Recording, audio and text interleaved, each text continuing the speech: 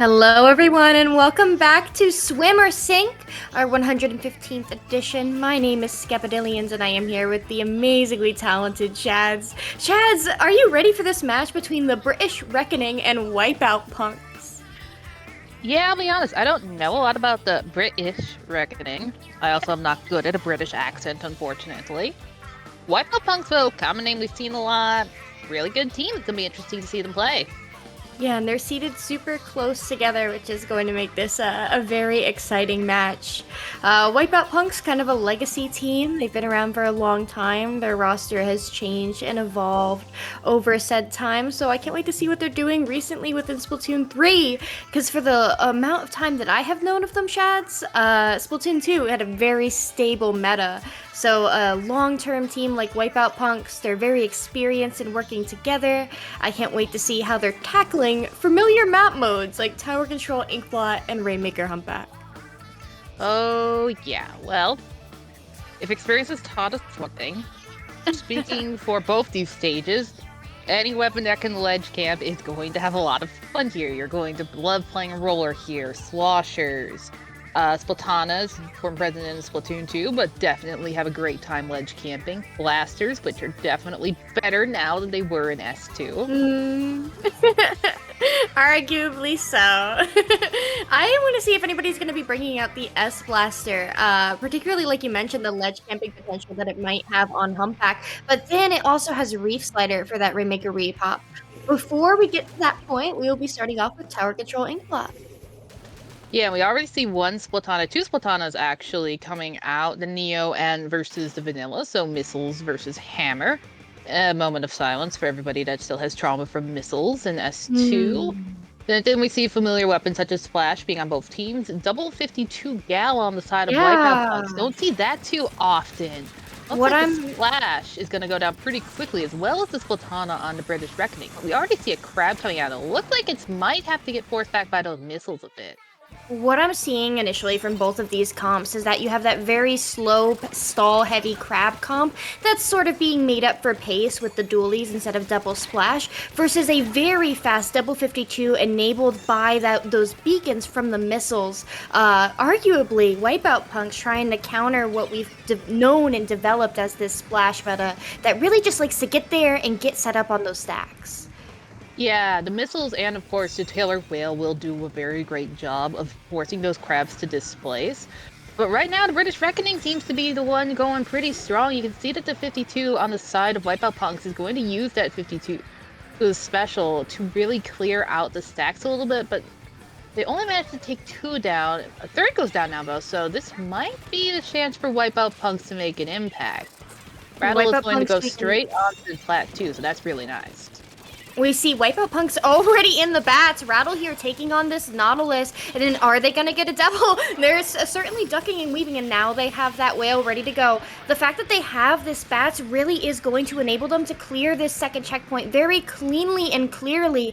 British Reckoning having no one near that tower in order to be able to stall that out. Yeah, now Crab live on a tower. The other crab is way up in the bat area, not able to really counteract that. God's doing its best to stay alive, dancing with two of them on the tower, just to go down eventually, but managed to get a lot of points too out of that push. Not exactly what you want to see from Wipeout Punks there. And if Rattle almost made a hero play happen with taking on that 2v1, didn't quite get it, and that's where the 52's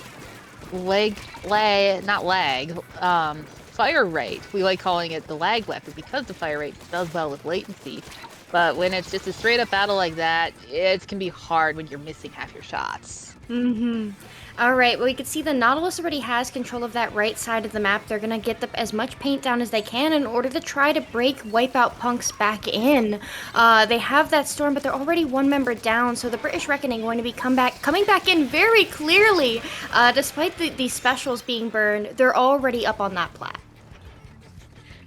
Yeah, we see that looks like one special ready on the side of Wipeout Punks, one side ready on the British Reckoning. They're probably going to save that missile for whatever that crap. Some missiles will now be wrong, and one down on each side of the team. Make that 2 down on the side of British Reckoning, down on the side of Wipeout Punks. So pretty even fight in mid right now. Rattle's gonna go down to that hammer. So really this is Wipeout Punks' chance to make things start happening. They You're don't have a lot of totally time right. left. Finally, for the first time this game, they have control of mid, and despite a 3v3 situation, they are going to get their chance to get set up here, and whether or not they're going to be unmovable compared to British Reckoning's comp that's focused on moving those crabs remains to be seen, because look at that. Already no members of Wipeout Punks in mid except for Yovi, and they're not going to be able to do much alone there. Yeah, Risu manages to pick off Yobi right there. Really good. That dually that they caught him by surprise definitely wasn't a problem. Now Corda's going to get taken out by the Splatana. 2 members down on British Reckoning. But a third one comes around behind to take out 1 member of Wipeout Punks. Here comes the killer whale. The rain is coming out. So things are getting a little crowded and hectic in mid, which is very, very orange. So it's a good position for Wipeout Punks to be in if they want to make a push happen. You're totally right. We could see that there's a splash on that stack behind the tower. Reem and one other member trying to deal with this 52. They do get the pick, and this could be what Wipeout Punks need because all they need to do is get set up. That's what their comp wants to do. They're heading towards that second checkpoint. Reem's still miraculously on that tower despite all of that blue paint there, but no one in front of the tower, and that's going to tie up that push. Yeah, Cod, unfortunately fallen off the foot right there. Has to jump out, otherwise all 4 members of Wipeout Punk are going to gang up on him. Rattle is going to come in as well. Here comes the crab on the bats from John. Great positioning there, but 2 people are going towards the tower, trying to get behind him. Risu coming after the tower as well. Cryptic Turk is going to come in and use that hammer to try and get them. Not able to find enough people though. Gets taken out and that push is done.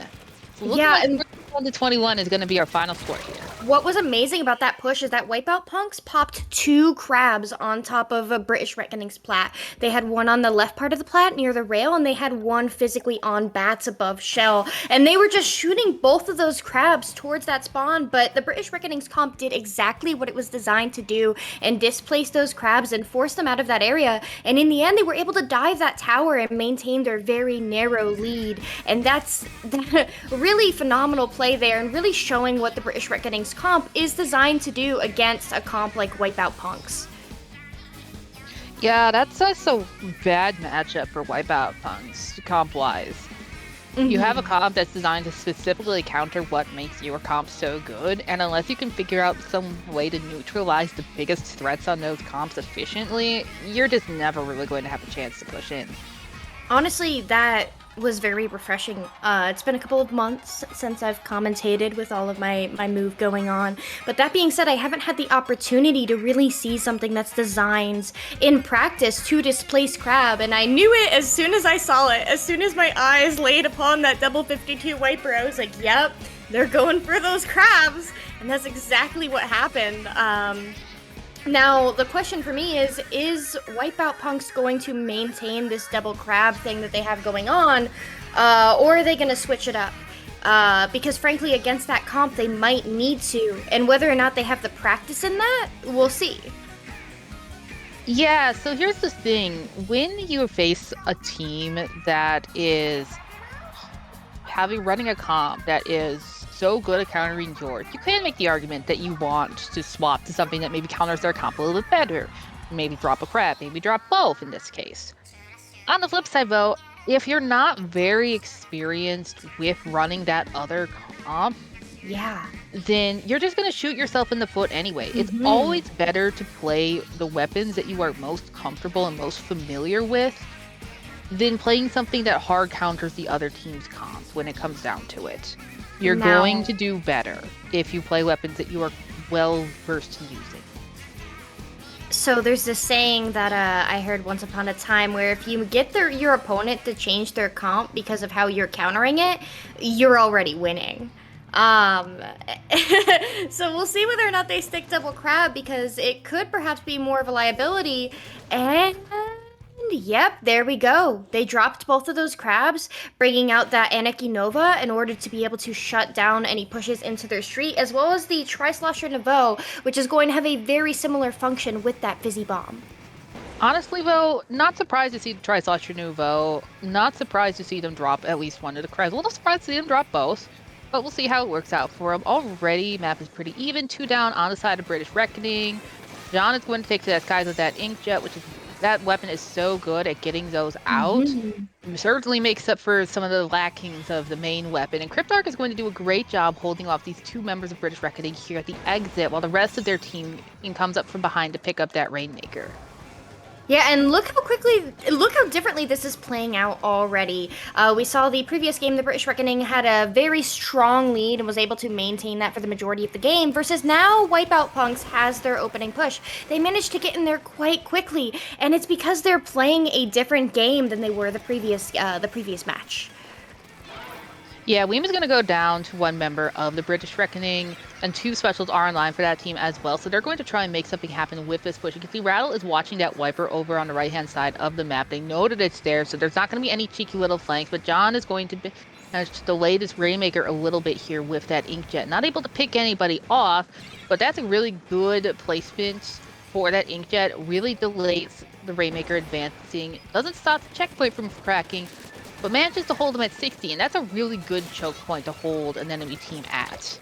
And that's exactly what the Wipeout Punks comp is designed to do. It's got the Storm, it's got the Fizzy Bomb, it's got the Mines and the Jet from the Nova. The comp wants to hold that choke point right there, and they want to force their opponent back from their own. The longer that they can maintain the British Reckoning's choke and prevent them from pushing back into it and having that 2-pronged approach into mid, the better that is for them. Despite that, we can see the British Reckoning coming in and getting the pick on the Rainmaker, and it's just Weem left on that Nautilus, but the Nautilus can do quite a good job at maintaining that choke as mentioned. Yeah, Nautilus does have to jump back, and Risu's now going to push out to that choke point. Not close to their special at all, though, which is a shame because that is such a perfect position to really let a killer whale go loose.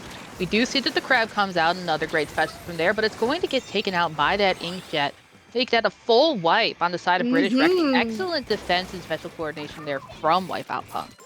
It's phenomenal, truly, and we can see that they're going to start pushing right off of this. They have that cooler come out. Whether or not they get any trades here or any picks there, this could be Wipeout's Punk's moment to finally, oh my gosh, swing into elbow, but they get flanked by Risu on the 52.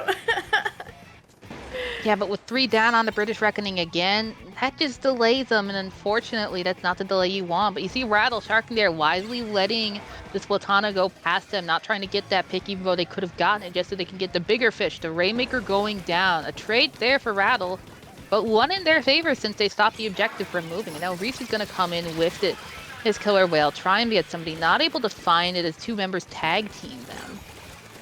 I really like how fast Wipeout Punks is playing, but if there are any sharks like that from Rattle or Risu again, that is going to shoot them in the foot. But Wipeout Punks here extending their lead, getting further up into their street, down to 31 remaining. That's a little bit more comfortable because now they've bought themselves some time in order to maintain their own choke and their own elbow in case they make any mistakes against the British Reckoning. But the British Reckoning opting to go left. There they go. Oh, this could be it. No, it's Weem with that range and John with that range together manages to stop that, but that was very close. That is a Hail Mary of a push, and unfortunately this didn't work out. Cobb is going to almost be able to pop that Rainmaker shield, not able to get it. Yovi is right up there. All 3 members of the British Reckoning that are still up have to know that they really can't push up from that point. Weem is going to pick up the Rainmaker, take it a little bit further, her back towards their own goal. Looks like they might be trying to put it into a hard to reach location. Now they're just going to run it all the way over back to the exit, which is much better defense position for Wipeout Punks. They had to bring it left, because if they chose to drop it on that right side, there were 2 members of the British Reckoning ready to just guap them as soon as they drop, and then they could end up in a situation where they bring that fish, squid whirl it quickly up, and end up extending that lead. But here we go. The British Reckoning has all 4 members up. That Inkjet is out from Wipeout Punks. That's good, but look at all this foot paint that they have to go forward. That's a lead for British Reckoning and a dunk and a KO, and with it taking the set. Oh my gosh, how differently and how quickly that snowballed in British Reckoning's favor. Yeah, all they needed was one good push to really move it forward. Especially with all of that forward paint once they actually managed to do it. Wipeout Punks, their comp was built around the defense, but as soon as British Reckoning got any sort of momentum and disoriented them with that leftward push, They weren't able to hold the line as they wished, as their comp was designed to, because they were looking in two different directions. You probably, I presume, had members of Wipeout Punks trying to engage with the two that were on the bottom right, as the fish went and died on left. And so that split of attention really allowed British Reckoning to just come in, sweep through elbow, get the wipeout. A phenomenal play from them there, and very different from how that game was playing out for the vast majority of it. Yeah, absolutely. Wipeout Punks was in control for the vast majority of that game. It'll be interesting to see how things go in Clam Blitz. We've seen that the British Reckoning can put up a pretty good defense when the comp is that Wipeout Punks is running is the one that is designed, that British Reckoning's comp is designed to counter. Saw that in the first game. Mm-hmm. Second game, British Reckoning had a little bit of trouble when Wipeout Punks was on the hyper offense. Managed to stop a knockout, which is of course nothing to sneeze at, and got the knockout. But how well are they gonna be able to hold off on Clam Blitz Museum? Mm-hmm. I'm not quite sure. This is fascinating to me, right? Because we could see how clearly and strongly, even despite that magnificent and coordinated play of the double crab on bats on tower control ink blot, British Reckoning still came out on top with their crab smashing comp.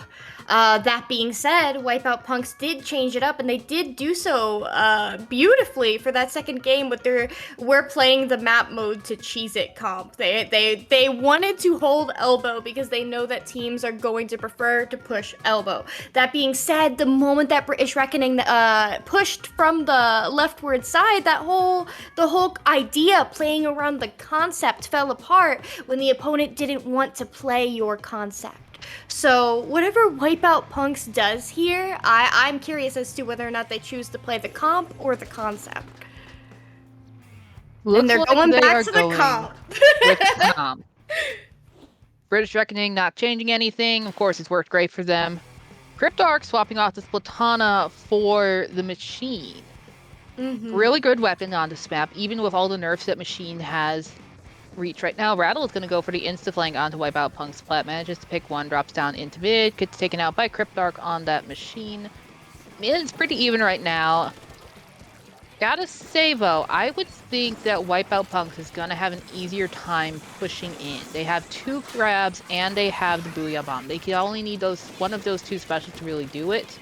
Meanwhile, British Reckoning is going to have to chain both of those killer whales together, or the killer whales paired with their missile to push in effectively if they don't have that crab. And that's going to be a problem for them.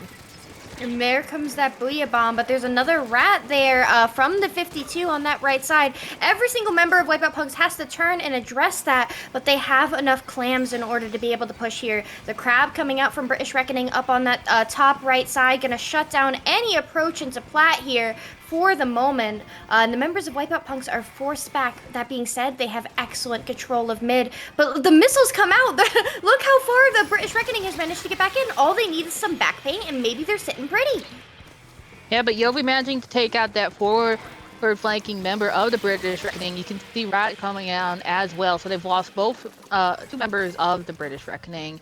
And there's a lot of clams on the side of Wipeout Punks. Even with one member going down to Risu on the left, quickly goes down themselves. Wipeout Punks are sitting pretty. I disagree. The British Reckoning has been successfully breaking back into mid and really not allowing the Wipeout Punks to get set up, right? We talk about the crab, like how oppressive that is once it gets on the top mid or once it gets on the spinner. Well, it has to actually get there, and it has to not get shredded by a Splatana or a killer whale. When the 52 kit, so people started looking at it and they saw the whale and they saw the whale buffs and the damage increases to crab, and we started to think maybe that was going to be a crab counter. The British Reckoning is really showing us how it's done and exactly how that concept is meant to be exploited. Yeah, but only a push to 80. Not exactly what you want to see with all the clans. Of course, they do have 15 sitting ready, but members of Wipeout Punk do have their pity as well, which they haven't picked up yet, which is smart. Leave it there for a bit, save it, see what you can do with it. And Wipeout Punks maintaining control of their plat here. They are going through a little bit of a scrap, and here comes that crab. And remember that if this crab is being popped on plat, it's not being popped to get control of the opponent plat from mid. So look how far in the British Reckoning is managing to maintain control here, and they're going to be able to get a subsequent dunk with both of these walls keeping them safe underneath that basket. Now, double wall, of course, always a risk because you're losing 2 lethal bombs potentially, but it's working out really well for the British Reckoning so far. Anch is in a spot right now, but Rat is going to come out from behind, manages to get one. Can they get a second? Yes, they do. Will they get a third? Probably not. There's 2 right there. Rat's going to stick around, try and be a little rat themselves, not able to find anyone. Oh, never mind. Splatted from beyond the grave. That is not what you want to see as Cryptarch. Yovi really stepping up the pressure and quickly diving onto Rat in mid. That's what you love to see. They really created a lot of space, and in that moment, with that aggression, just simply running forward, not playing the stall game for that crab, we can see that the Wipeout Punks has managed to get some foothold in mid. And just as I say that, they go 2 down though. Yeah, 1 down on the side of the British Reckoning. Rat is going to come up behind and be another Rat again. Gets pincered though by 2 members of Wipeout Punks, one of them, of course, being a respawner. Anash is going to go out as well. So now this is the opportunity for Wipeout Punks to really make this mid deal. They want to get the paint so that way that Nautilus can move up, because that's really what's holding that Naut back at the moment. The even mix of paint just isn't good for it. I mean, the Nautilus is another weapon that really needs to be enabled and have foot paint in order to get set up, right? The splashes and the dualies are really going to help the Nautilus get that done, but if you're constantly losing your crabs, that's not really going to be a thing that can happen. The Wipeout Punks, they have a clam ready to go. They know that they are going to need to set up an overtime push, but that's difficult when the British Reckoning is once again in your plat. There's so much ground to cover from here, Shads. Yeah, John is popping that crab early, manages to force people off, but Rat is going to come in with the jump to hang around on that enemy ramp, really going to stop members from Wipeout Punks being able to push up and focus their attention on mid. Here comes the Killer Whale. Both members of Wipeout Punks are going to be forced way back, 1 down on each side of the map. Rat is right underneath that basket, doing a great job of keeping the members of Wipeout Punks back. And though, that is going to give the Wipeout Punks the opportunity to move up. They really have to move fast, though. We've got about 10 seconds left of overtime. Members are coming out behind. Yovi's going to pop the basket, manages to get in, and takes 1 down. Weem is going to go down, not able to find anyone. They got to get some clams in there. They get the big one in. Cryptarch, though, only 1 alive in that area. Some teammate jumps in. They're still keeping the basket open, so now Cryptarch just has to really get there. They need 2 more clams. Oh, but the machine, the only one holding the clam, goes down. They're not able to get it in. No! Weem coming in with the Nautilus, trying to get the last 2 clams in order to be able to pull lead. What a phenomenal last push there. A last-ditch effort, if you will, from Wipeout Punks. You can see how quickly they pivoted from the Wipeout against the British Reckoning on their own plat to getting that crab on top mid, and just the expediency and the urgency of it. They knew exactly what they needed to do and win, and that's what I wish we'd been seeing from the Wipeout Punks the whole time. They showed us what they could do in those final moments. Just 2 clams! That's all they needed, 2 clams! And you could see right at the end, too, that the last member had thrown 2 clams, and they would have gone in if the basket had stayed down, too. Alright. Without any further ado, the British Reckoning taking the set 3-0. But remember, this is our pool stage, so the Wipeout Punks is still in for this yet. They have 2 more rounds of groups. Without any further ado, Shads and I will be right back with our round 2.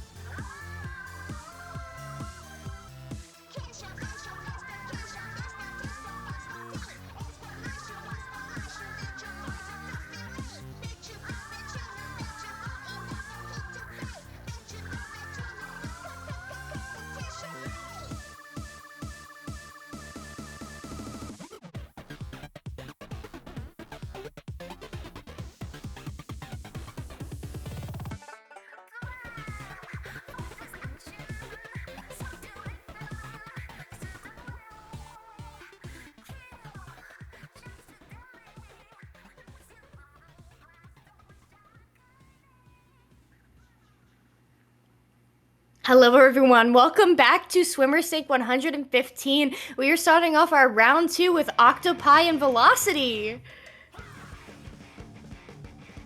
Octopi. If you had an octopi, what do you think it would taste like? I don't know. I'm vegan. Squishy, chewy. I hear octopus is chewy. I used to work at a sushi restaurant, and that's what we were told. Is octopus is very chewy. I mean, I've never had octopus, so I wouldn't know. But what I do know is that Octopi is a great team. Yeah, I got to see them play at LTC 2023 this year. And they were monsters out there.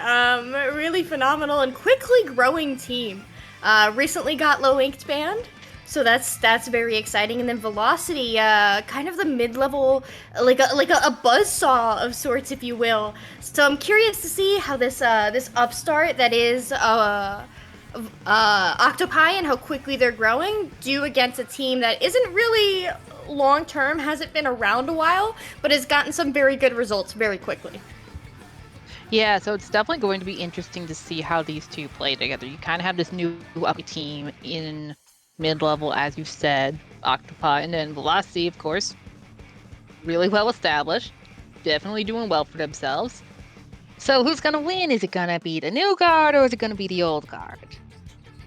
I have no idea, and that's what's so exciting. Just for context, as we're talking about this with the viewers, these teams are seeded about 20 seeds apart, which is a substantial amount. Normally, we wouldn't stream something like that. We try to get seeds that are as close as possible, so that way we have close matches on stream that are more exciting for us commentators to pop off about, but also have lots of twists and turns for y'all to go off and chat about. That being said, I just looking at this match when we were picking our matches before we got started today, I was like, this is gonna be closer than a 20 seed diff.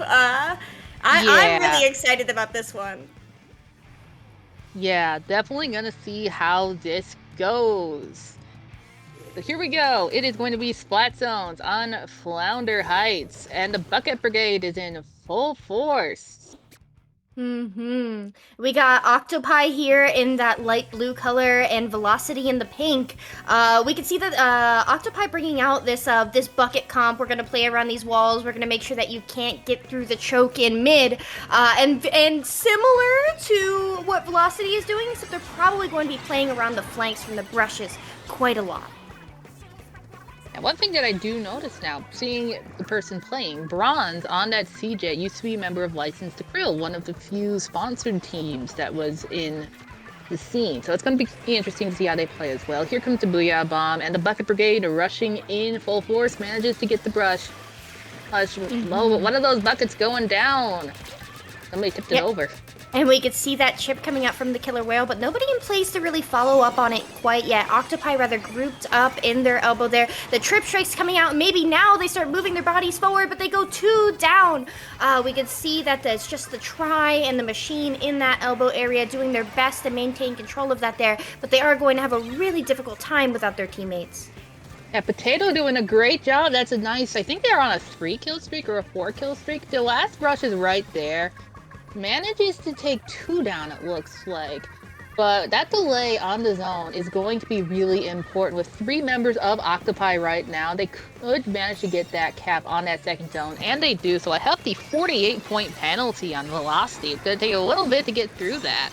Not only that, a 48-point penalty, but also 2 down. This is OctoPi's chance to start getting those buckets into a position where they can start camping those ledges and making sure no members of Velocity are working their way and swimming up. We can see Velocity has that crab. Bronze going around this left side, trying to get a nice peek at somebody, but getting caught by the Booyah Bomb shots. OctoPi maintaining their control here, and they just popped that cooler, so this is a feed to win moment for OctoPi. Yeah, Abysmal, though, doing a not very abysmal job of flanking. Here comes the Zipcaster. Oh, and I commentator cursed them, because down they go. And that's OctoPi regaining that cap. Bronze still in that elbow, trying to play around that left side and bringing some jumps in, but OctoPi extremely close to taking the lead here, only about 7 ticks away. But we see the Tri-Slasher going in, getting picked for it. Is this Velocity's moment to break back in as these trip strikes come out? Yeah, but here comes the Booyah Bomb. Oh! Oh, a nice triple there from that triple strike. Sam, 3 for 3.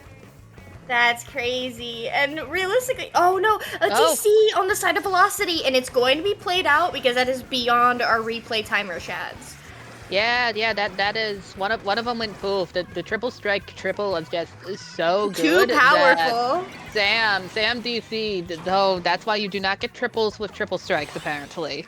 No, you can't do it. But now OctoPi, they're going to be able to come back in here and cap. They do have a substantial penalty, but their penalty past that lead is very small.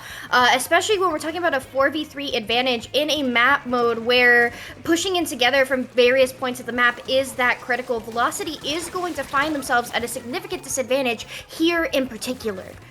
They've got it down to a 2v2 though at the moment, and they managed to get the zone neutralized, so they could still hold on to this. Snoo, of course, knows that a member is coming in, manages to spot that kid as they jump in. 2 down on the side of Velocity. Credit to them, they're not giving this up without a fight. But we can see Snoo going in and getting control of this elbow once again. These trip strikes are going to stall out the members of Velocity from pushing in before that penalty can clear, and that is a lead on the side of OctoPi, a 3v2 situation as that timer gets down below 20. This game could be wrapping up here, Shads. Yeah, it probably will, and of course, since I've said that, it's not going to, most likely, theoretically. Actually, probably. That kid is pretty far back. Yeah, there's no shot. That's crazy. Ah, man. It was a very even game too. Even before the DC, I really did not know what it was who was gonna end up winning. But that being said, once that DC happened, and once OctoPi got in control, knowing the fight that they had been putting on, and on that map in particular, Velocity's fate was written in the stars there. Yeah, it's really hard to say what would have happened. I mean, Sam got that awesome triple with that trip strike right before they went poof. And that really would have let Velocity set up nicely on the zone with a full wipe on top of triple. And Flounder is very much a map where if you have the high ground, you win. This is not an Anakin Obi-Wan situation where Anakin lost. Spoiler alert for a ye old 40-plus-year-old movie or whatever Star Wars came out. How dare you spoil Star Wars for me, Shads? I'm so greatly offended. Whoops. Whoops.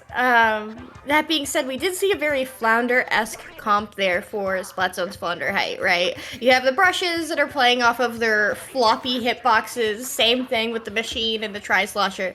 Those are weapons that really excel with a map with a lot of changes in verticality. Hagglefish is wide open. It does have vertical changes, but not as drastic as we have on Flounder. So I do expect to see some significant comp changes here. Perhaps something that could play around those huts, the one that gives you access to mid versus the one that you have on top left above the second checkpoint.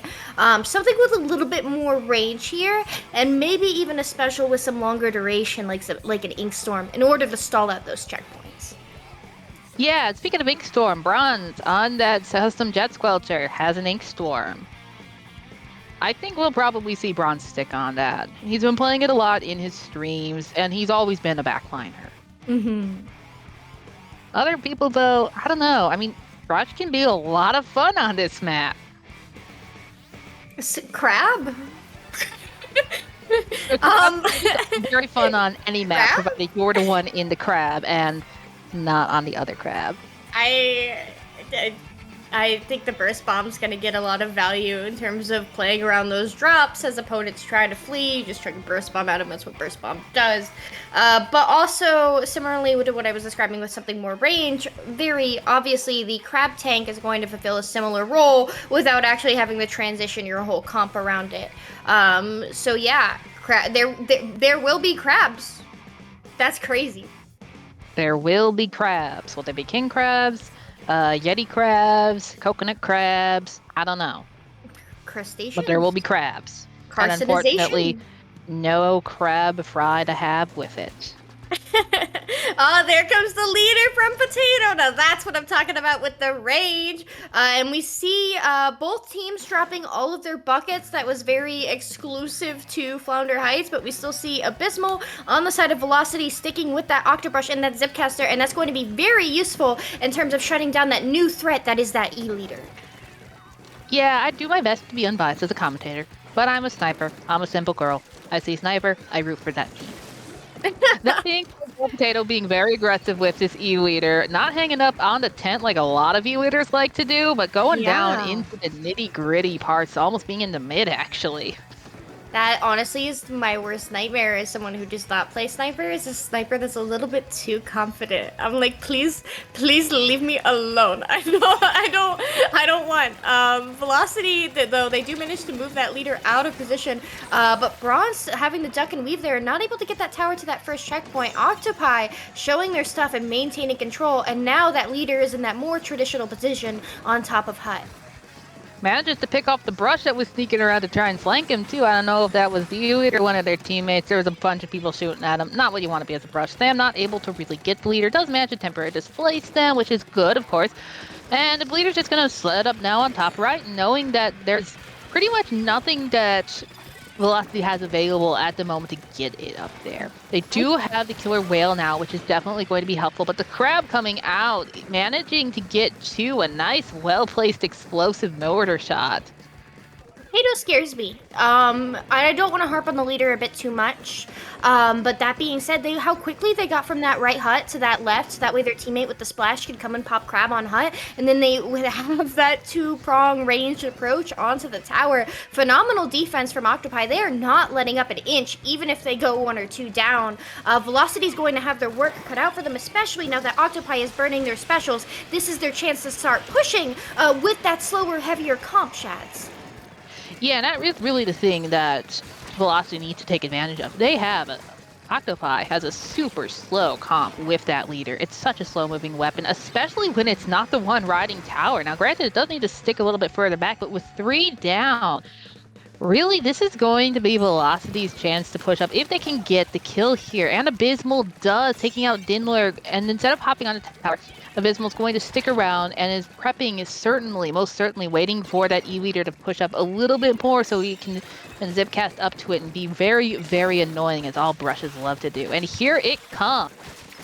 And you know, we are 2.5 minutes into this game, and we are still relatively even. This is Velocity's first moment at that checkpoint. Finally, they have managed to get there, and we can see Bronze doing a little bit of a tower dance there, and they do manage to clear that. But how far are they able to go with that leader up there guarding that second checkpoint? They get the pick on Bronze, so the other members of Velocity are going to have to fall back and tap that tower here. OctoPi, though, finally losing control of their defense as that crab comes out on tower.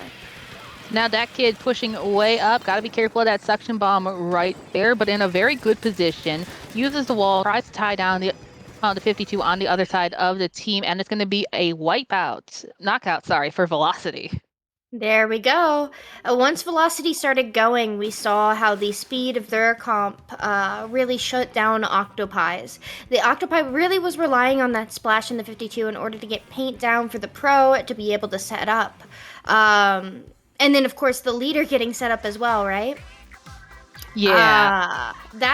Once they started going, they really, they put their pedal to the metal and had significant degrees of velocity. I was trying to be clever there, but there we go. No brain cells. That's crazy. I just finished summer school. Legally, I'm not required to have brain cells right now, okay? You know, I'm happy for you. I still am required to have brain cells. And that's why you're the boss. Because I'm an adult. Yeah. Shaz, what do you think what's gonna happen on Rainmaker Undertow? Probably not an E-leader. No, honestly. On paper, you would buckets. think this... Yeah, definitely buckets. You would think that, like, snipers would be great on this map. It is really hard to position with a sniper well on this map. Mm-hmm. Stage geometry definitely favors your close range weapons more. It's going to be buckets. It's going to be... Duels can actually be really fun on this map. You would think it wouldn't, but it can be pretty fun to play duels on this map. My two of my very recently former teammates played dualies on this map. And they just loved taking advantage of their geometries there to use their squid rolls and then their dually rolls. There's just so many angles to schmoove on this map, if you will. That being said, we do know that both of these teams do have bucket handlers, and this is bucket the map, particularly from that machine coming out from Velocity. So I do fully expect to see that. No, OctoPi had the machine. My apologies. That's coming back. Like the Yeah, both teams had to try. Yeah, both teams had to try, and Velocity had to brush. So OctoPi is going to be bringing out that machine, and I would bet money on it. And what that machine is going to do is just going to stall out. No, they bring out the ballpoint. I'm a liar. Ballpoint on the side of OctoPi, hoping to write a victory for them. Yeah, I like that for the double fizzy, right? Because I was just about to start going off about the fizzies with the machine down both of those zones and how much stalling pressure that they have in addition to pop potential. But that ballpoint is going to do just as fine of a job, and it's also going to do a great job of clearing that crab from that snipe with that inkjet, which is a very, very, very oppressive crab spot. Yeah, but that hammer squashing the crab and the bucket for good measure. Bronze is going to pick up the Rainmaker. Pretty typical. Anchors usually are the ones to pick it up. Oh, it's taken down by the inkjet, though. Probably from the ballpoint, if I'm remembering my weapons correctly. Yep, definitely the ballpoint. Mm-hmm. They do manage to get that pick, but neither team has managed to break that checkpoint. OctoPi getting the pop here in a 4v3 situation does give them a moment to get their feet back on the ground, and they also have control of that spine area, which means that they can choose to pivot to either side of the map whenever they see an opportunity. There's only the sploosh coming around and flanking from the left. If they get this pick, that's huge here, but the Rainmaker is choosing to fight it instead of swimming forward, and that means that they are going to go down. But OctoPi, they still do have excellent control of that left side to push. Yeah, Abysmal, though, coming around cleaning up, has gotten 3 so far. Going to get Snoo, it looks like. Yep, that is a 4-kill streak for them. And now Potato is the only one left up on OctoPi. And they're busy respawning. Bronze is going to really be able to pop this Rainmaker now without any interference. They're going to toss the Storm out. Because they can't use it, of course, when they're holding the Rainmaker. They're going to take it left. And that's probably the smart thing to do. There's a little bit less paint over there from OctoPi. They're going to be able to get to the Rainmaker pedestal a little bit easier. Yeah, and they do manage to break that check, but not without going 2 down. And we can see that Dingler there getting the pick on the brush player, but there's still the Tri-Slasher sharking that kid on that left side. So OctoPi is going to start pushing their way forward. Do they know the sploosh is there? They know they're nowhere. They get the pick. This is huge for OctoPi. Yeah, definitely. That sploosh was landing on coming around behind them and causing all sorts of problems.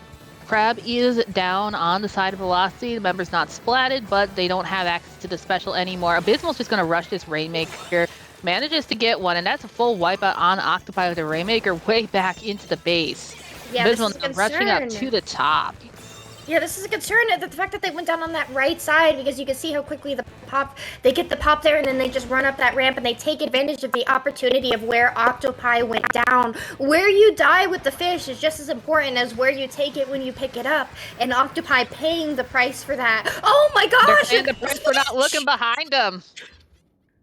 The classic sploosh moments. Yeah, you never leave your fish unattended. That's crazy! The sploosh with the curling bomb! Oh no. Classic sploosh. Yeah, that's what you expect from a sploosh, eh? It is, but it works. It's one of the reasons why the weapon has such a great Rainmaker for niche.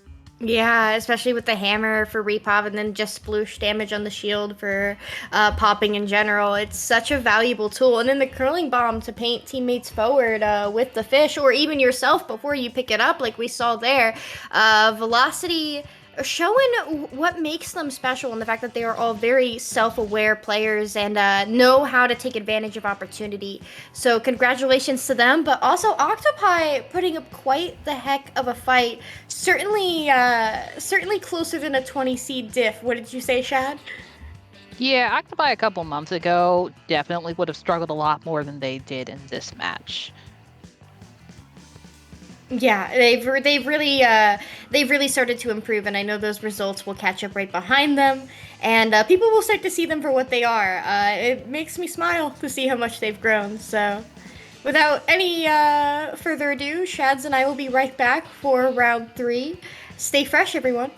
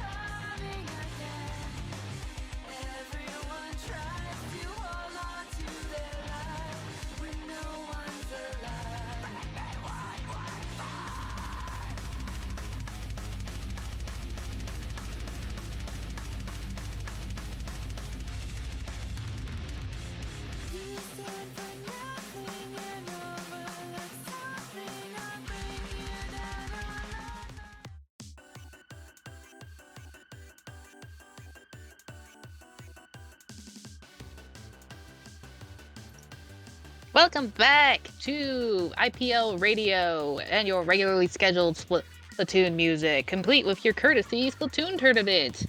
I'm Shads, and this is Skep, of course, and we are back with round 3 of SOS. The moral of the story is they really do just let me do whatever I want. Tweeted at me, we should play the song, and I was like, hold up, can we do that? Are we gonna get sued? And then no one told me no. So that's how we had that, Chads. It's a little bit too much for me. I think it's fine. My little Skep self can't take it.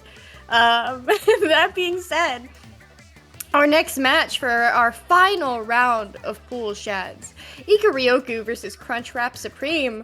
And we've been talking about seeds all night. I'm going to talk about seeds one more time for pools, but these two teams have a 1 seed differential, which means that we do expect to see some very, very close games. Yeah, it's a nice set of contrasts to Ikaryoku, established team, won low ink last month, Crunchwrap Supreme, pickup. You've got the established team versus the pickup. You've got high seed versus low seed. They're still close enough together that's going to be interesting, and we do, of course, see Crunchwrap Supreme coming in with a very crunchy comp. And both of these teams are 1-1 now, so this match is going to determine their overall bracket placement for the night. So everyone's going to be giving it their all, because if they lose this set, they end up in Mako. If they win it, they end up in Hammerhead. Obviously, both teams want the Hammerhead here, and we are seeing very different comps. Ikaryoku coming out with their signature double stamper shads.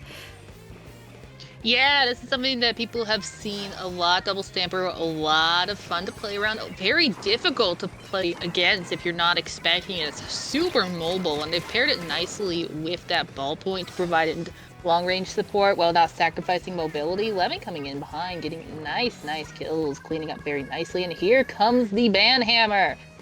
Not able to find anyone with it just yet, Bo, and manages to kill that bomb, though, before it can take out any members of their team. So smart play there by the Hammer.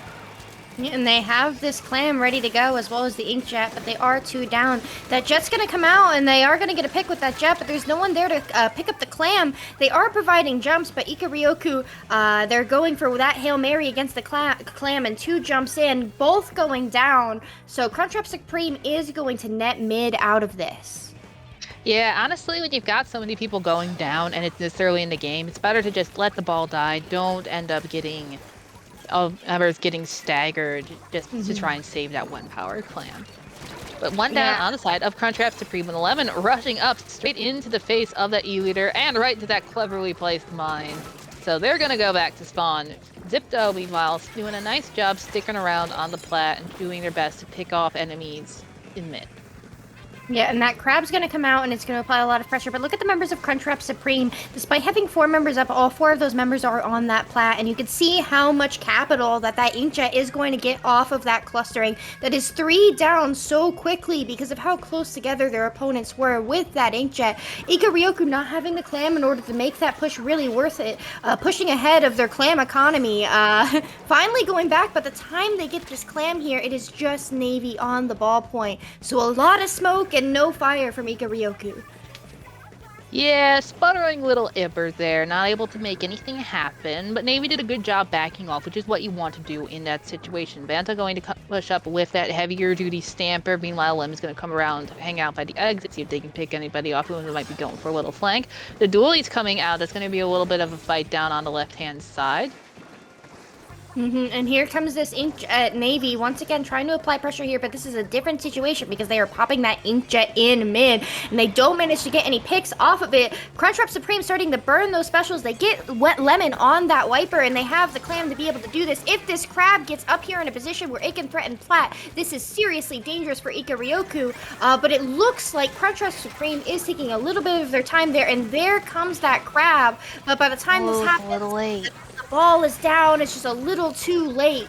The flow chart wasn't quite quick enough in order to capitalize on that. Yeah, we've seen that from both teams. They push up, and either because of the special that's a little bit too late, or not having the clams, they're not really able to make anything happen. And this is very typical on Inkblot Art Academy, even in S2, where we don't have the step anymore that stalled out so many pushes. Lemon's gonna pick up that ball, see if they can save it for our Navy as they respawn. And the members of Crunchwrap Supreme really want to capitalize on this. They've got the members of Ikaryoku really far back. Zipto is on a good position on that right-hand stack there. Not able to find anyone bow, and it has to fall back a little bit. And this is what we saw earlier. Look where the members of Crunchwrap Supreme are. They're all underneath basket, and they're dealing with weapons that have large hitboxes and specials that can really take advantage of that clustering. It is a 2-2 situation, but the Booyah Bomb's coming out. I'm a little bit nervous here, but they do manage to save the clam. The Dualies doing a good enough job at maintaining their presence there. Oh no!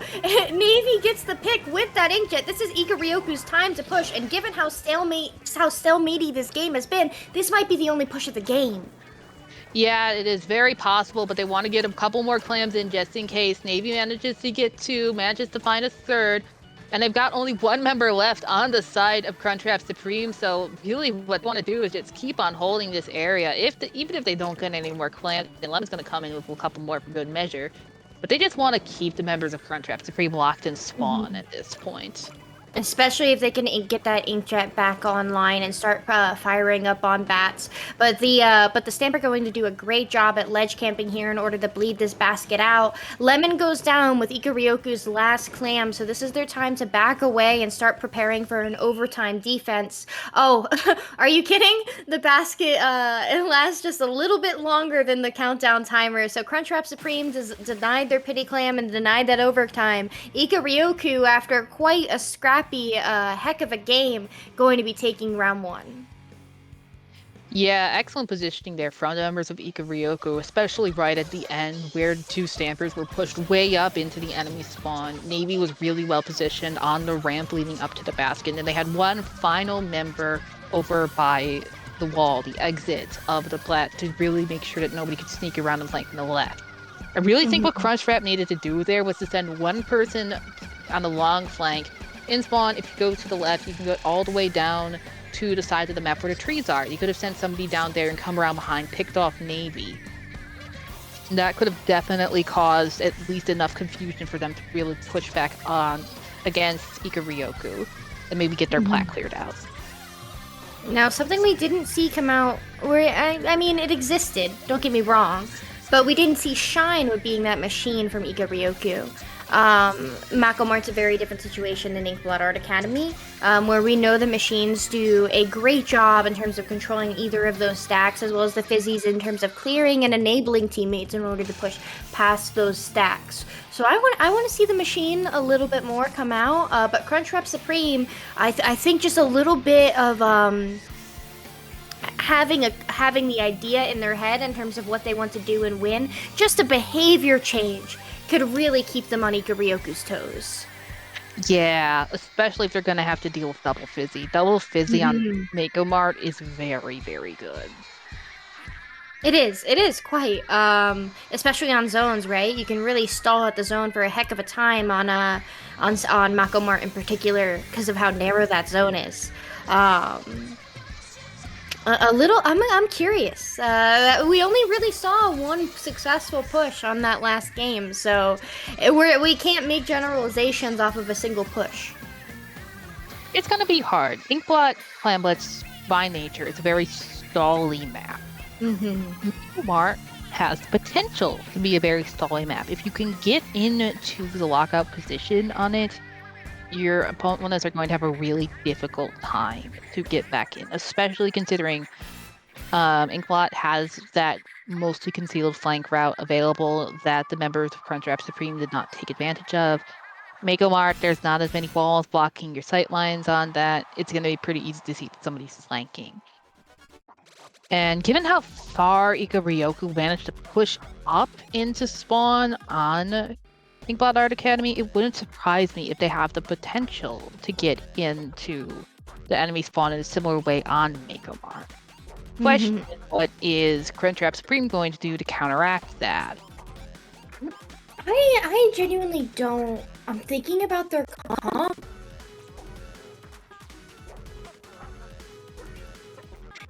gonna be very hard. Yeah, it was very standard. I want to say, because people have ideas that their comps are very precious to them, so I don't want to cross a boundary. But there was nothing that screamed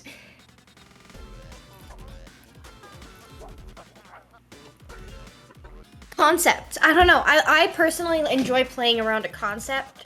That's just how my brain works. I don't know if you can tell that or not. But there was nothing about it that screamed, "This is Inkblot Art Academy."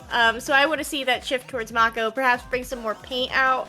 That being said, I do think that they were playing well around each other. Like, you could see that there was clear communication. There was just hesitancy. Unfortunately, Splatoon 3 is a game in which hesitancy gets you killed. So I don't know. I don't know what to expect. I don't know much about Crunchwrap Supreme. I know that they have a clan tag. I thought they were a pickup. Turns out they're a team. That's refreshing. We love that. Yeah, so it could just be that if they're a new team, they still might be figuring out these things. Yeah. Definitely think some more weevils will help. Yeah, and we have been informed that the lobby did break, so it's just gonna be a minute longer. But Chads, what's your favorite memory on Mako Mart zones? That's a really good question. Mm. I feel like I should know the answer to this, but I don't. I have one. Well, let's hear it. Back in my low ink days, actually my first team, we were a clan. There were two halves. There was Hidden Radiance of the Dawn and Hidden Radiance of the Twilight, and we ended up facing each other in low ink. And it was on Mako Mart zones, and it was, at the time, it was the most thrilling game of my life. And I think we lost it. Dawn, I say we, because that was the side I was on. We lost it because one of our teammates DC'd. And there were two DCs that set, and it was Mako Mart zones, and I really thought maybe we could clutch it out in the 3v4, and it just slipped through our fingers. So thinking about that set, while it fills me with a lot of rage that my teammate's internet was that bad, it also makes me smile because that's where I started. Oh, we here have we go. movement. That's crazy. They've been summoned by the talk of bad internet. Oh my gosh, that's crazy. Here we go. Okay, yep, we're seeing the exact same comp that we saw from Ikaryoku coming out, but we're seeing a leader on the side of Crunchwrap Supreme. They did bring that out the last game, and also the bucket that's going to play very well in terms of these stacks here. Also another weapon that they had the last game, as well as Storm for those sustained zone retakes when you're really trying to get back in there, or shut down your opponent's paper towels laterally. The Inkjet coming out from Ikaryoku, though, going to start applying some damage very quickly. So one thing that Crunchwrap Supreme didn't have last game was some knots. And that is a funny weapon because it can be so good. The kit's kind of on it, but it's a really strong main weapon still. It's going to be interesting to see how that players up fighting with the bucket and the end zap. Ikaryoku prepared for their opponent's gambit, popping all three specials at once in order to shut down Crunchwrap Supreme's attempt at a push and taking two down with them. So it is just that leader on top of that left stack as the Nautilus comes out of spawn, but the Nautilus is going to have to fight one of the members of Ikaryoku in that street there. Another two members down as Ikaryoku gets to below 35 remaining shads. I'm a bit nervous here.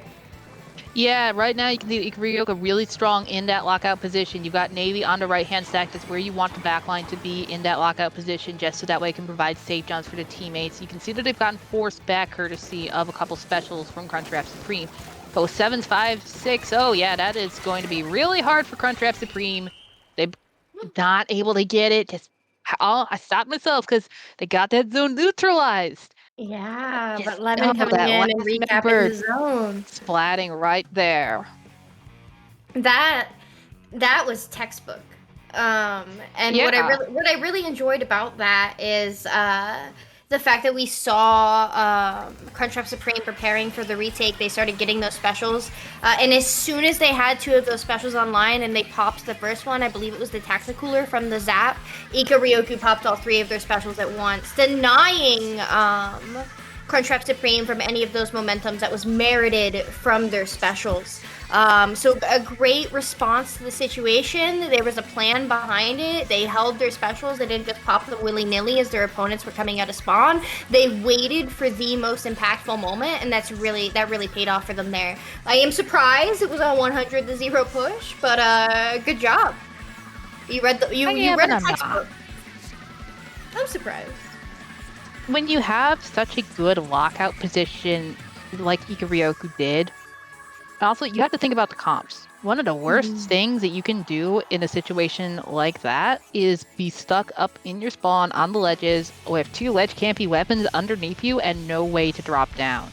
The E-leader's not going to be able to drop down at all. The best that the E-leader's going to be able to do is maybe get a trade if they drop, and that's if they've got a fully charged shot and manage to hit their shot when they land. The Nautilus, similar situation. You're gonna be able to get maybe a trade, maybe 2 if they're standing close enough. They're gonna follow. Then that leaves you with the Bucket, who is the best at dealing with those ledge campy situations because they can just dump ink over the side, but doesn't really have a lethal to help out with that if I'm remembering my kits right. It has and then it's got Fizzy. Which is a huge chunk of its ink tank, though, and it's a very hungry weapon. And here we go. I see a bamboo. A bamboo! Okay, so maybe they're looking for a change in game pace, and we see that Nautilus being switched out for those dualies again, but instead of that more traditional heavy backline, we do see the Bamboozler coming out. It is tower control, it does have killer whales, so perhaps they're looking to change how quickly they can run forward here. To me, that is the most significant change that I'm seeing. Yeah, and it is a very, very, very bloody fight in mid. Lemon dropping straight into that bomb. Big Shot coming in to help tag team the members of Ikaryoku. But really, that fast-moving compared to the E-Leader Bamboo and the better at close quarters capabilities dually Syndenaut is really what's going to tip the balance in favor of Crunchwrap Supreme in these close quarter fights. All right, this to me, it does look like a very decent comp change. We'll see how it plays out long terms, but in terms of being locked out, how do you handle being locked out? You break back in and you bring out the bamboo and the dualies. Neither team having to manage to break the first checkpoint. It is Sturgeon, and it is only the first minute of the game, so not too big of a shocker. But it's still Crunchwrap Supreme holding man advantage in mid right now. Yeah, I don't know about that. It's turning pretty yellow, and both the Stampers are down. Navy does have that Inkjet out, taken to the skies. Big Shot going to try and distract them as much as possible. They don't manage to take at the pick on Navy, but they do manage to stop Navy from shooting at the tower, which allows Zippo to stay on it and stay relatively safe. Navy does, of course, manage to get the last one. But then the members of Crunchwrap Supreme are going to come back in and get the wipe on Ikaryoku. This is a much different team than what we've seen from the past 2 games. It's a much different comp than what we've seen in the past 2 games. They are really denying Ikaryoku the opportunity to simply plant their feet and hold their position, and then to run forward and to try and gain new space. That's really what I'm seeing here. They're keeping the swords in check, keeping them from crossfiring each other. And here we go, barreling towards a KO when we have Crunchwrap Supreme. They lose both of their members on tower, but the Bucket and the Zap are still in position. They might still be able to get some points on the board. As I say it, everything comes to a close for Crunchwrap Supreme, and Ikaryoku is going to recoup control of their own court. Yeah, but a push all the way to 8, that is nothing to sneeze at. That is one of those safe pushes on this map. It is, because now they really only need to play around either those first or second checkpoints. It's important to make a decision as to which one you want to try and maintain control, and they seem to have decided that they are going to try and maintain control of that first. They burn those trip strikes on it, but there's no one left to capitalize on those strikes and to clear that tower. So Ikaryoku is going to get that first checkpoint. My question is whether or not the Bucket has those strikes ready for second checkpoint, or if Ikaryoku is going to barrel through it here. The Bucket's got to be pretty close to those. Yeah, it looks like they're almost there potentially. I don't know. It's hard to read those numbers with the yellow ink. Vanta managing to stay alive with that their Spider-Man special. Very, very well played there by them. They're doing very great with that. As soon as Vansa got the pick on that slosher, right as they got trip strikes, to me, this just screams it's over because now they don't have the strikes. They do have the strikes! There's 1 point, but is there anyone left to get their body on tower? The Ikaryoku dives it. They don't manage to get the point. That is incredible! Taking the words from my mouth and maintaining a 1 point lead in favor of Crunchwrap Supreme. The bucket barely managing to get strikes enough on time in order to hold it. Very skillful and fortunate timing for them there. Yeah, it takes a lot of composure to go for your special when you know that the enemy is close to getting that lead, and the bucket made the right choice to get their special. Now Zippo back on the tower, going to see if they can maybe get somebody with their bamboo. Members of Crunchwrap Supreme team are going to make the battle even, and here comes Navy on that Inkjet again. That's been doing so much damage. 2 members down on Crunchwrap Supreme is going to give Ikaryoku another opportunity to bring this tower forward. The dualies do have Crab, and they also have that cooler online, so this is going to give them some leeway in order to just throw themselves at the tower and steal some time from Ikaryoku with only those 30 seconds remaining. Being 3 down as they're trying to begin their possible final push is going to take some wind from their sails. Yeah, 1 down on the side of Ikaryoku with 20 seconds remaining. The trip strikes do get burned. Navy coming out with that Inkjet, trying to get their pilot's license again. Manages to get 1. Not going to be able to get the second one, it looks like. But still, with 2 down on the side of Crunchwrap Supreme, this is a very good spot. They got to be careful about the one coming from the right. And Taco not able to look at that bomb. Here comes 2. Ooh. Not able to get it. Beautiful shutdown there from the dually player on the side of Crunchwrap Supreme in order to be able to bomb their way towards the tower and then just force the members of Ikaryoku off the tower for just long enough to take advantage of how quickly the dualies descend onto that tower with that roll in order to tap it before the members of Ikaryoku even had a chance to get back on. It was a very, very spicy game. I'm happy with the chance. Yeah, it was fantastic. There's nothing you like to see better as a commentator or as an audience member as the 1 point meme, because that's when the games are really intense and really close. Yeah, I was literally just about to call the match is done, and then Crunchwrap Supreme was like, nope, not today, Skepidillions, thy art wrong. Chats, what an exciting group stage. Yeah, well, Pool's got to get close for some cleaning. Tio's got to go do some seeding. Yeah, I gotta go seed now, guys. We'll be right back.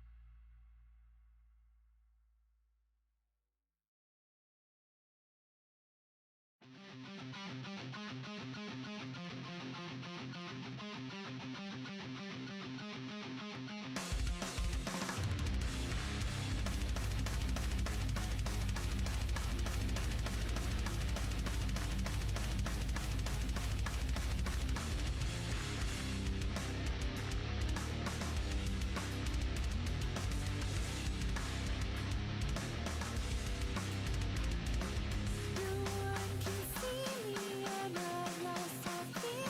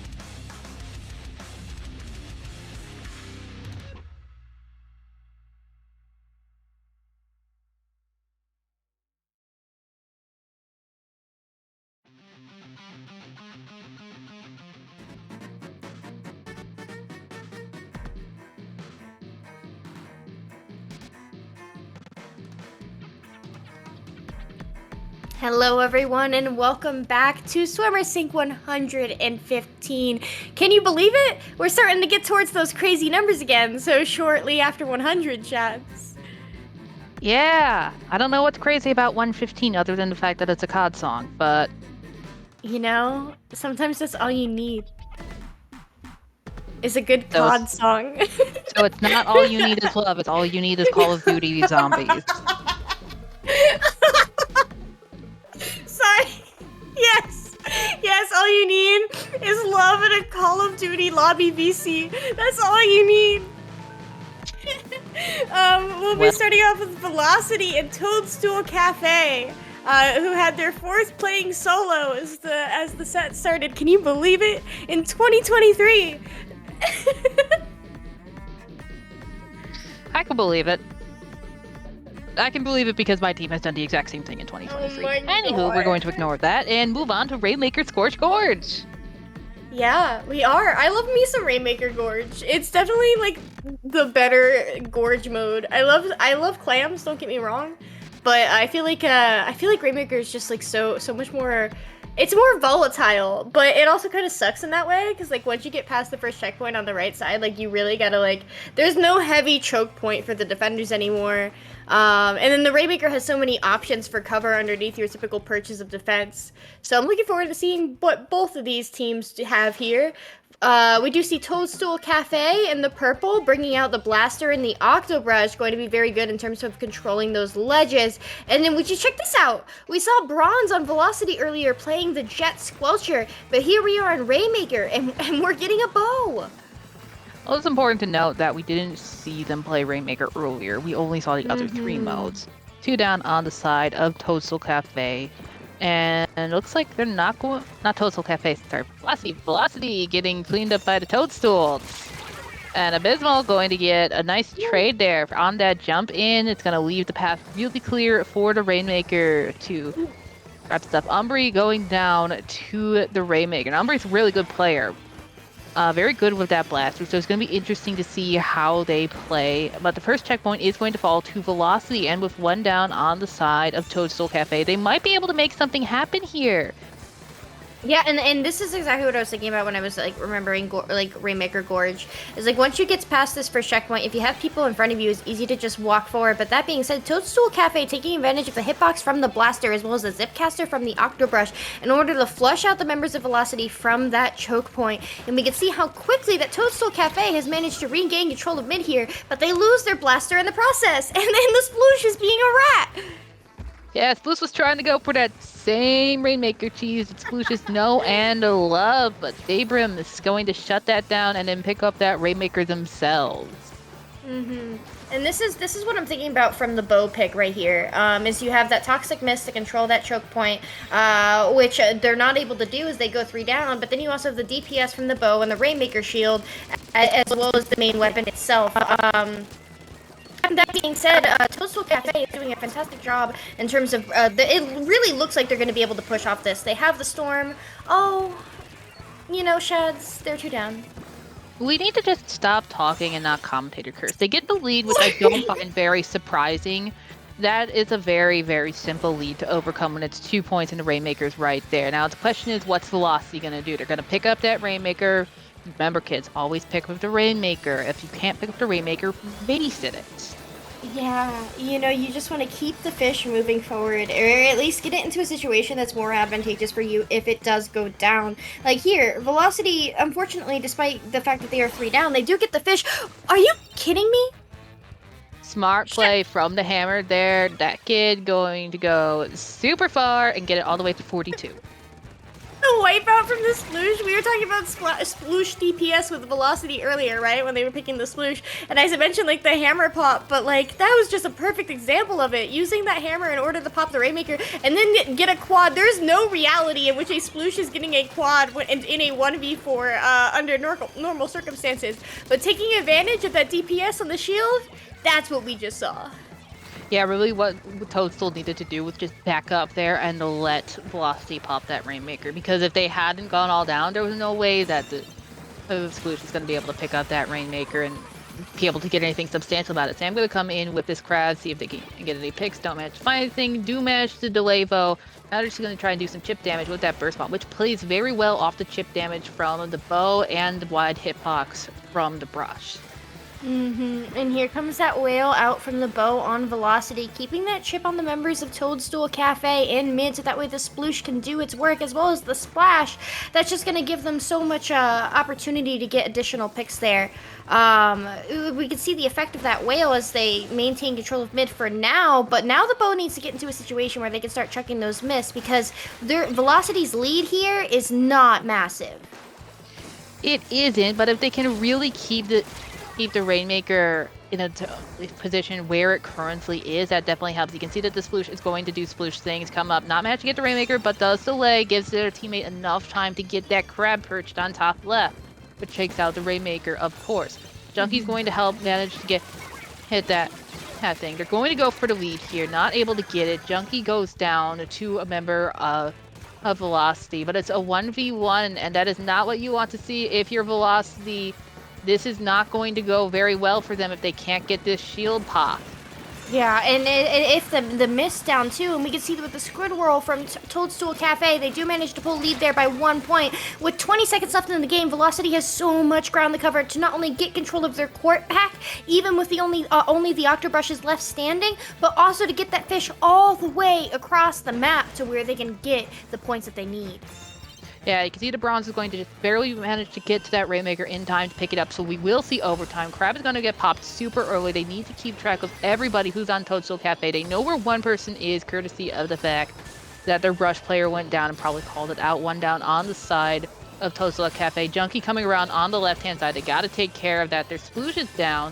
And they do manage to get the brush to jump out, though, which is really important.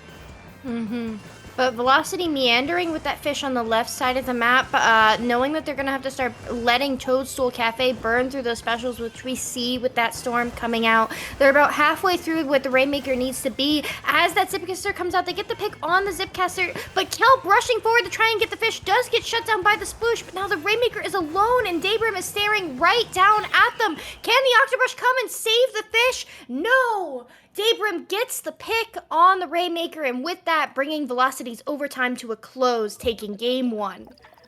Even if they managed to get the Octobrush down at that point, though, I don't think that there would have been enough time for Velocity to move the fish all the way to 40 to get the lead. I think at that point, too much time had elapsed. Because you got to remember, when the Rainmaker's moving backwards, the timer starts ticking down faster. It's a punishment. Yeah. Bronze got pushed pretty far back. That was a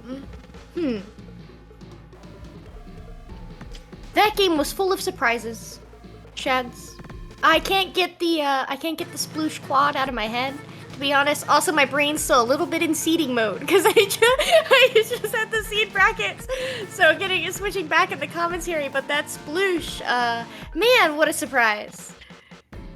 Certified Sploosh moment there, Bo. And that's really what I think one of the best things about the Sploosh kit. It combines the mobility of the vanilla Sploosh from S2 with the actually good special that the Sploosh 7 had in Splatoon 2 into one kit. Mm-hmm. It's such a great Rainmaker weapon. Not quite enough to take out Toadstool Cafe completely, though, as cool as that quad was. Yeah. But at least they got the Twitter clip. That's what matters. But for now, they need to start looking forward towards Clam, Blitz, Barnacle, and Dime, because this is a single elimination bracket. So if they, and it's best of 3. So if they go down to Toadstool Cafe here, that's it. Velocity's out for the count, and it's Toadstool that's moving on.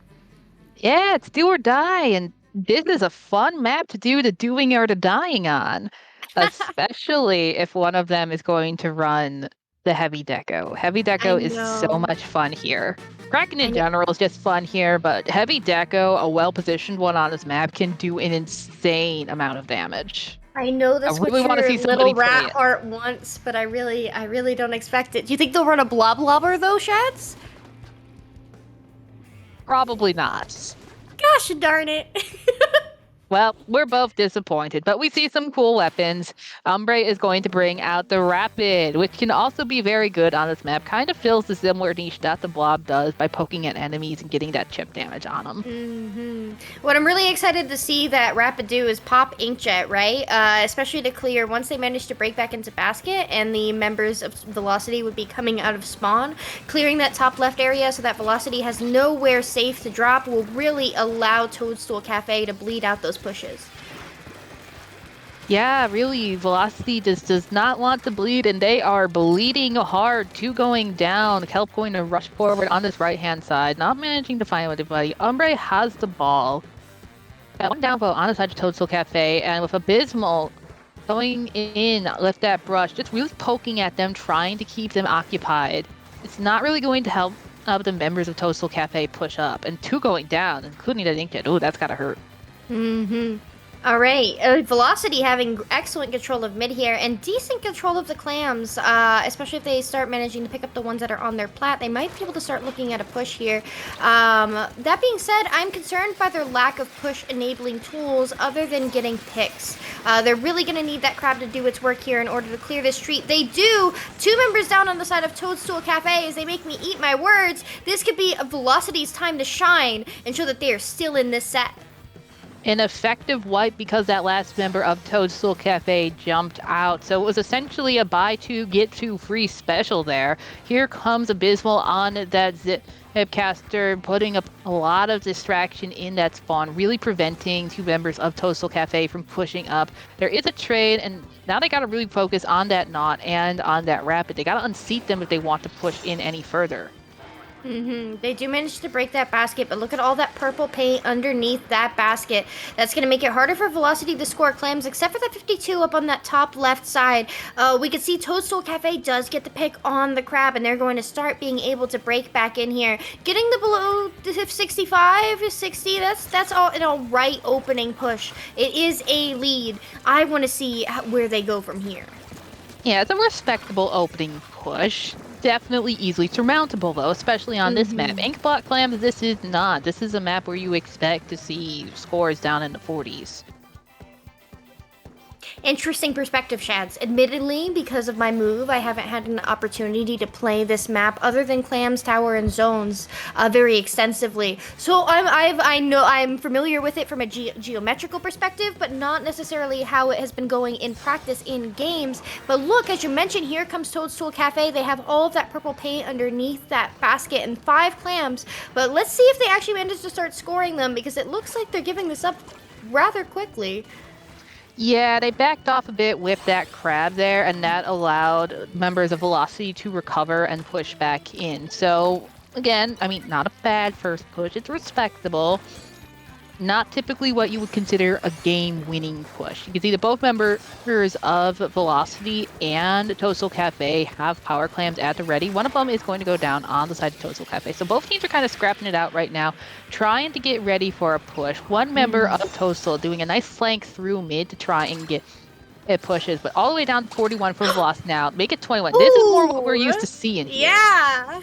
Excellent. I do love that. 3 power claims dunked in a single push from Velocity. A minute and a half left in this game and a lead of 50 points and 14 penalty. That is a huge opportunity for Velocity to just simply set up a wall, particularly with that bow, with that AoE from the main weapon and the Toxic Mist, like I've said time and time again, to keep Toadstool Cafe from pushing. If this Inkjet doesn't get any value, that's huge for Velocity. And it didn't really, I mean, they danced around it a little bit, but not able to find anyone. The crab does find 2, Junkie, actually one crab found 1, Junkie got the other one. So they are going to push in, but they do have a crab that they have to contend with as well that is going to delay. The suction bomb is going to prevent it from being as effective as it could be, but with 1 down on the side of Toadstool Cafe, and the other members are pushed really far back. Junkie is waiting there for Sam to drop. Oh, but doesn't manage to get them.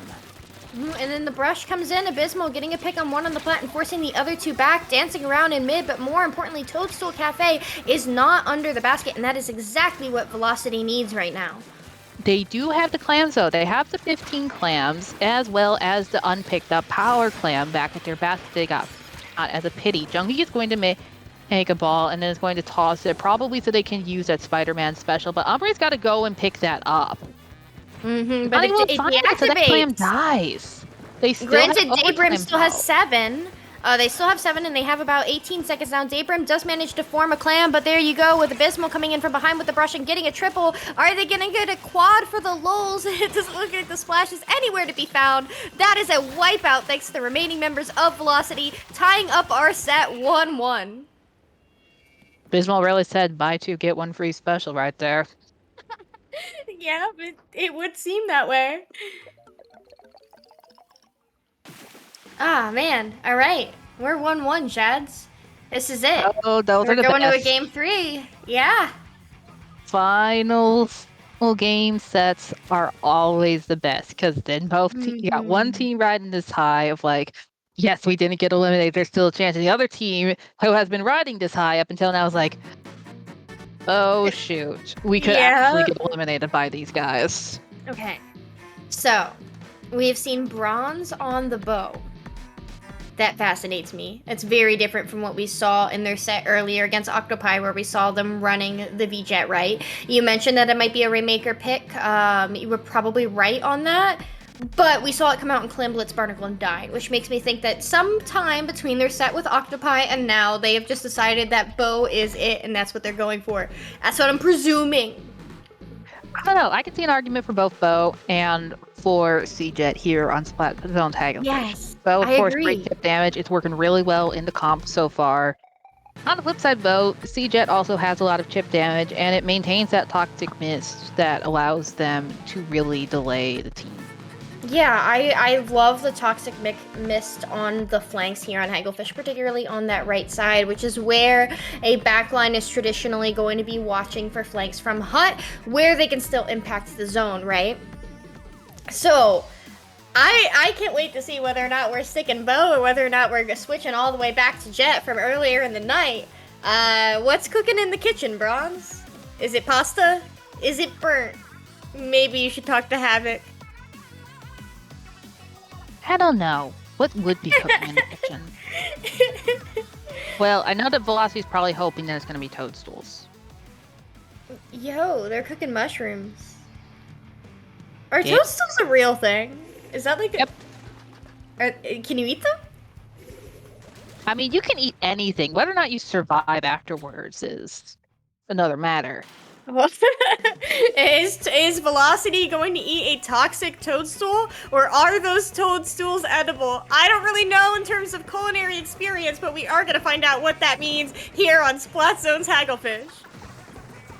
Yeah, so Bronze has decided to go back to the Sea-Jet, and we have double splash, one to Neo, one to Vanilla on the side of Velocity.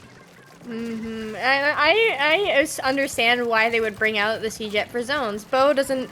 It paints decently, but it's not an extreme painter like you do get the Jet, which is a very paint-focused weapon. Here we go, Daybrin popping that Inkjet and getting a pick right away with it, forcing the members of Velocity even back further. Look at all that paint that Toadstool has in Velocity's court, Shads. While Velocity does have 3 specials and they are going to start to burn, they have to swim through all of that paint and let themselves be known. More importantly, they gotta start getting some picks. Abysmal managed to just barely survive that Booyah Bomb thanks to the recall. Also, time is ticking away. They've managed to get a penalty onto Toadstool, but not very big, all things considered, especially with how far back Velocity is. And part of it, you gotta figure, is just because of how oppressive Toadstool is being with their special usage. Particularly those Inkjets. We did see Abysmal jump out with that Octobrush and then narrowly escape the wrath of that Inkjet. But look at this. Toadstool has cleared their penalty points as those trip strikes come out, and they do a fantastic job at painting over them for the moment. Finally, Velocity has managed to cap and get into a situation where they might start being able to push up. If they get the pick on this machine, that's huge because they don't have to worry about anyone coming in from behind them. But now it's time to start getting paint in front of them. And the machine is such a huge problem on this map. If they're perched underneath the tent, it's going to be really hard to dislodge them. Kelp is going to come out with this crab. Not able to find anyone just yet, so got some time. Here comes the Inkjet from the ball point. It looks like one member of Toadstool Cafe might be trying to flank. Yeah, here they come around. Not able to find anyone, it looks like. I think that Bronze died to a stray shot from the Inkjet, but I'm not 100% sure. Fascinating. It is now we're even in the situation. Keep in mind this is game 3. We're halfway through this game and both teams are relatively even, but it's Toadstool Cafe that gets their specials first and starts burning those here. We got the crab and the Booyah Bomb coming out. They're about to clear their penalty points here, but they have the rain and the Velocity has those trip strikes. That's going to apply so much pressure onto the zone as Toadstool Cafe narrowly takes that lead. Yeah, very, very close there, and Lee's gonna keep on getting extended. That kid's gonna try and see if they can figure out where the member of the team is. Not able to find them. Kelp is going after them pretty hard. That's all. Kelp is the one that falls, and here comes those triple strikes again. And they're enough to neutralize the zone, and Velocity is able to cap, buying themselves precious time. But do they know that there's one sharking underneath the hut? Because 2 members of Velocity drop, and they thankfully figure it out, and they manage to get the pick.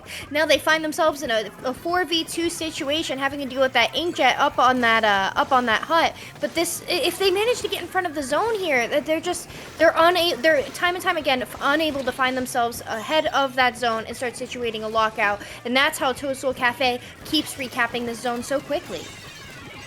Yeah, they're really just letting Toadstool walk back in for free. One down on the side of Velocity. Not what you want to see with just barely a minute left to go. Take that 2 down. The crab is going to probably go poof.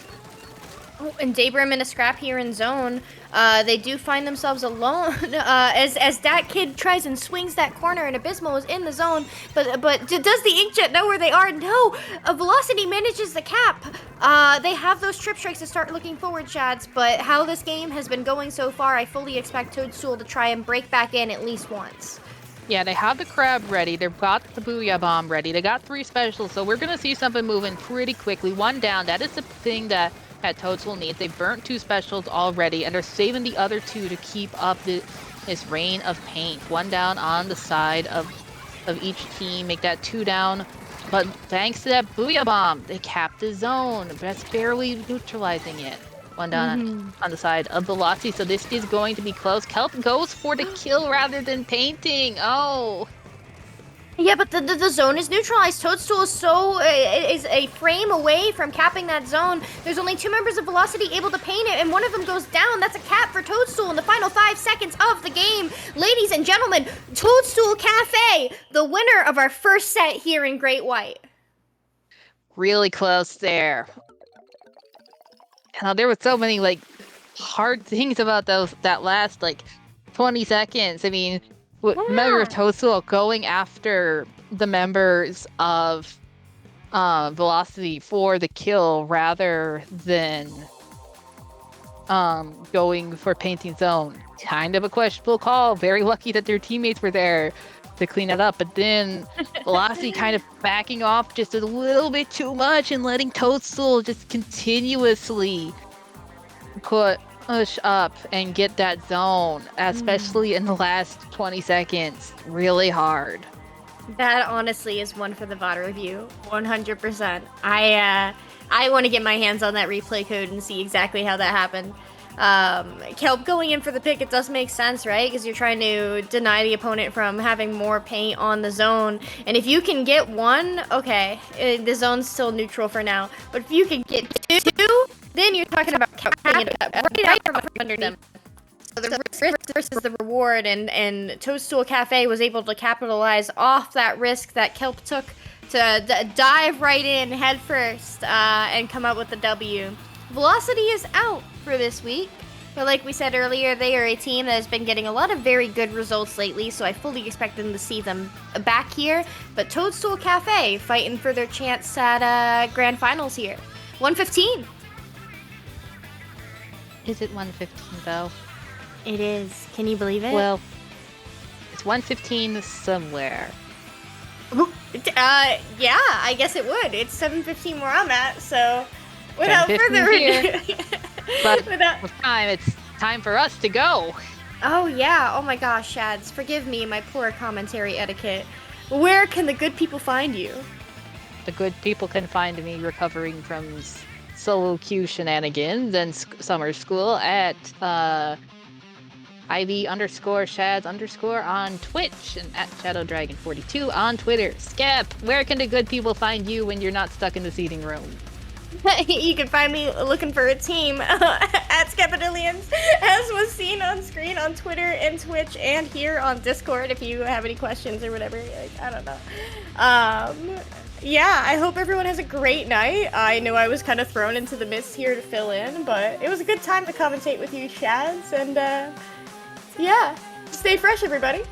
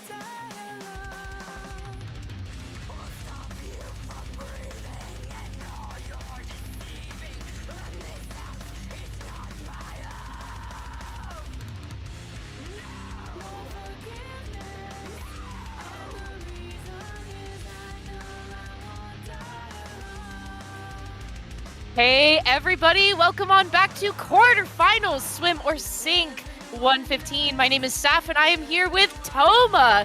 So excited to be here this evening. Toma, how are you doing?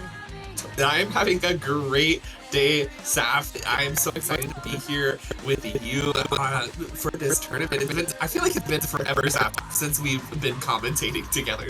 It's been a minute for sure. We're here now, and that's really great. And we're in the quarterfinals, Toma, with Yee-haw versus Dorm. Looking forward to this one. And guess what? We are opening up on Tower Control Mako Mart. We are going shopping. We're getting some groceries. Do you have your coupons, Toma? Yes, I did. I did remember them. I hope that they don't, hit our cashier with an inkjet while I'm trying to check out. And looking at our comps here, we have a pencil! There's a pencil!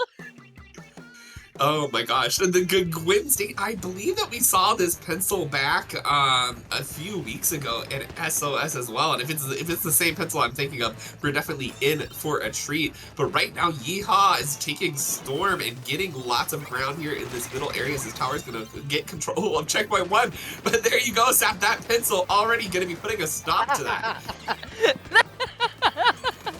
Wow, I mean, anything goes, right? Anything goes. That is how this game is played, and pencil is the choice on the side of Dorm. But as we're going to see here, Yee-haw, yeah, they got some points on the board, but Dorm is going to try to flip the script here, getting it down to the 87, just a little bit shy of that early lead there. We still have so much time left in this game to go for them to try to make that switch.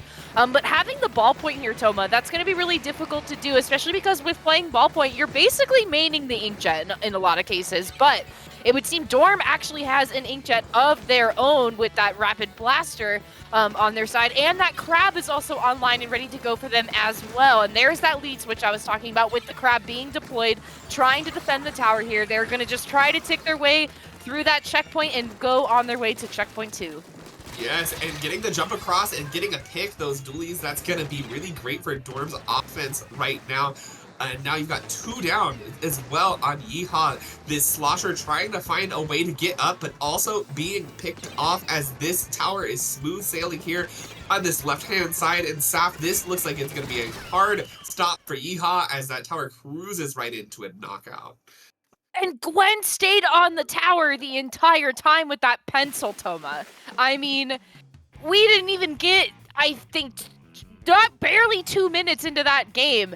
And Dorm was on their way to that final checkpoint to win it. They just had the right momentum that they needed immediately to get that first win. And I'm just so flabbergasted at this pencil player. Yeah, it's a really incredible to see, Saf.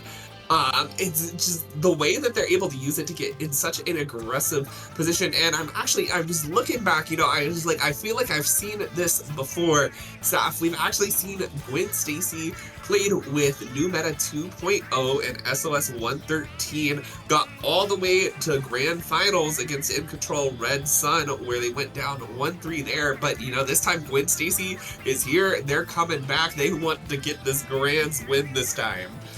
Yeah, absolutely. And if they can do that on their team while playing the pencil, I mean, oh my gosh, every single hat in this chat, in this everything, hats off to them. That would be amazing for them. But looking on ahead, Toma, we're going to grab our tickets. We're going on a cruise, Toma. We're going on vacation. We're going Rainmaker Manta Maria. Now, big map to be coming into this game, especially because it has successfully replaced Flounder Heights in more ways than one. And kind of some things to think about with this map, Toma. Any thoughts? Saf, I'm really a big fan of this, and I know we're both gonna think the same thing here, right? As a Splatling player, this is just my absolute paradise, having all these grays to walk across, and it's a great inkjet map as well. So I definitely think that ballpoint is going to be having a much better time here on the side of Yee-haw than they were able to have on Mako Mart, and maybe that will shift the battle a little bit more in their favor and give them a little bit more options to work with. Yeah, I agree with you there, and especially key point to be taking here is always going to be the opposing team's bunker, but also being able to watch that left side drop area, because that can get really scary if you kind of let that flank go and you let that flank try to take your bunker with you. But looking on ahead here, it seems Yee-haw is going to be pulling the same comp, and there is that pencil, Toma! Dorm bringing out that pencil once again with Gwen Stacy, and actually we don't really have any comp change going on here. Pretty much the same thing going on both sides that we saw before, and we're going to see who is going to try to get the pop here. Yee-haw being successful, the successors in this first pop here, and the ballpoint is in a key position right now, Toma, to try to be combating this bunker.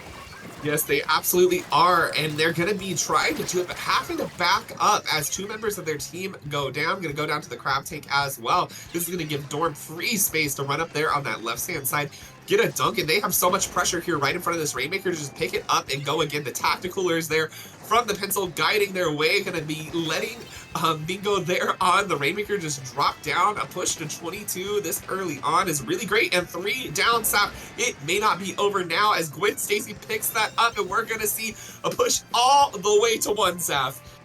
Yeah, Yee-haw has to win it here, Toma, if they want to stay in this game right now. But you can see Bingo's in a good position to try to hide. Ooh, but they are taken down right away by Sound of Star. But it looks like now Yee-haw actually being able to get back out into this pit area. They're going to pick it up and they're going to go for the reset. Now, that can be kind of detrimental here, considering that multiple members of Dorm are up in mid, and mid is in Dorm's favor right now. So the members of Yee-haw have a lot of ground to make up, but they have plenty of time to do it.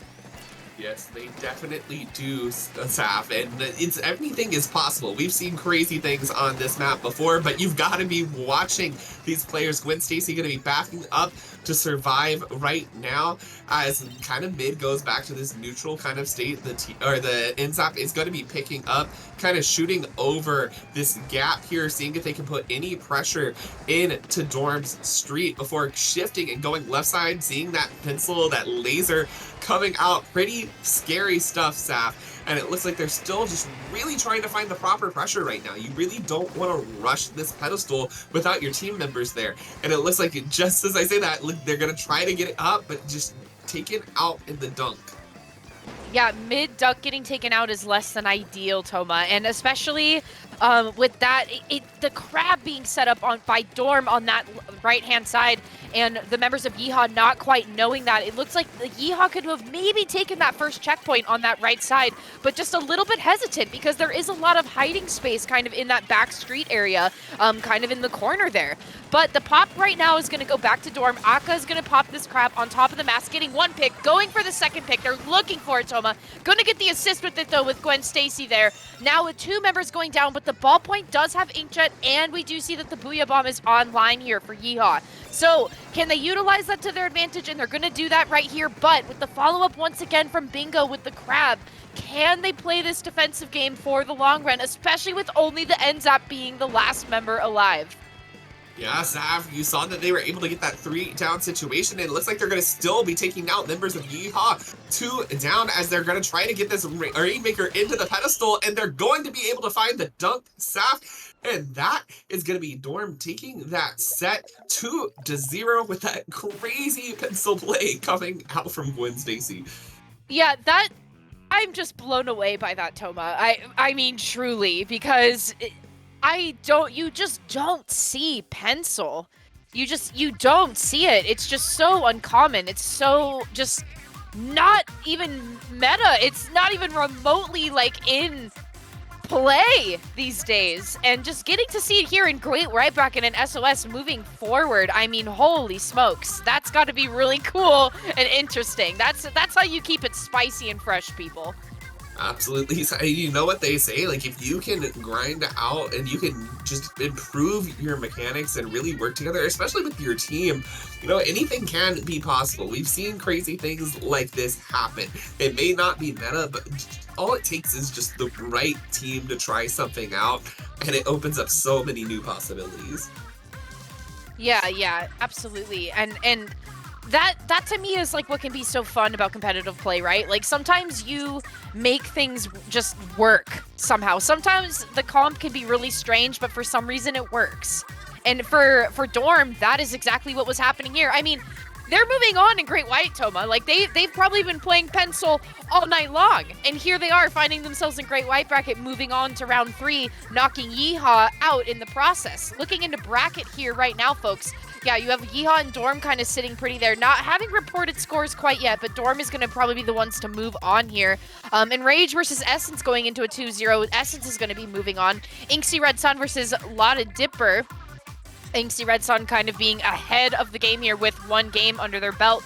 And you also have 11-11, Make-A-Wish, and Toadstool Café, with Toadstool Café getting closer to moving forward with having 1 win under their belt. But I gotta say, Toadstool Café is an interesting team, Toma. I personally ran into them in Open the other night. And they were a force to be reckoned with. So I'm curious to see if Toadstool Café is going to be moving on to round 3.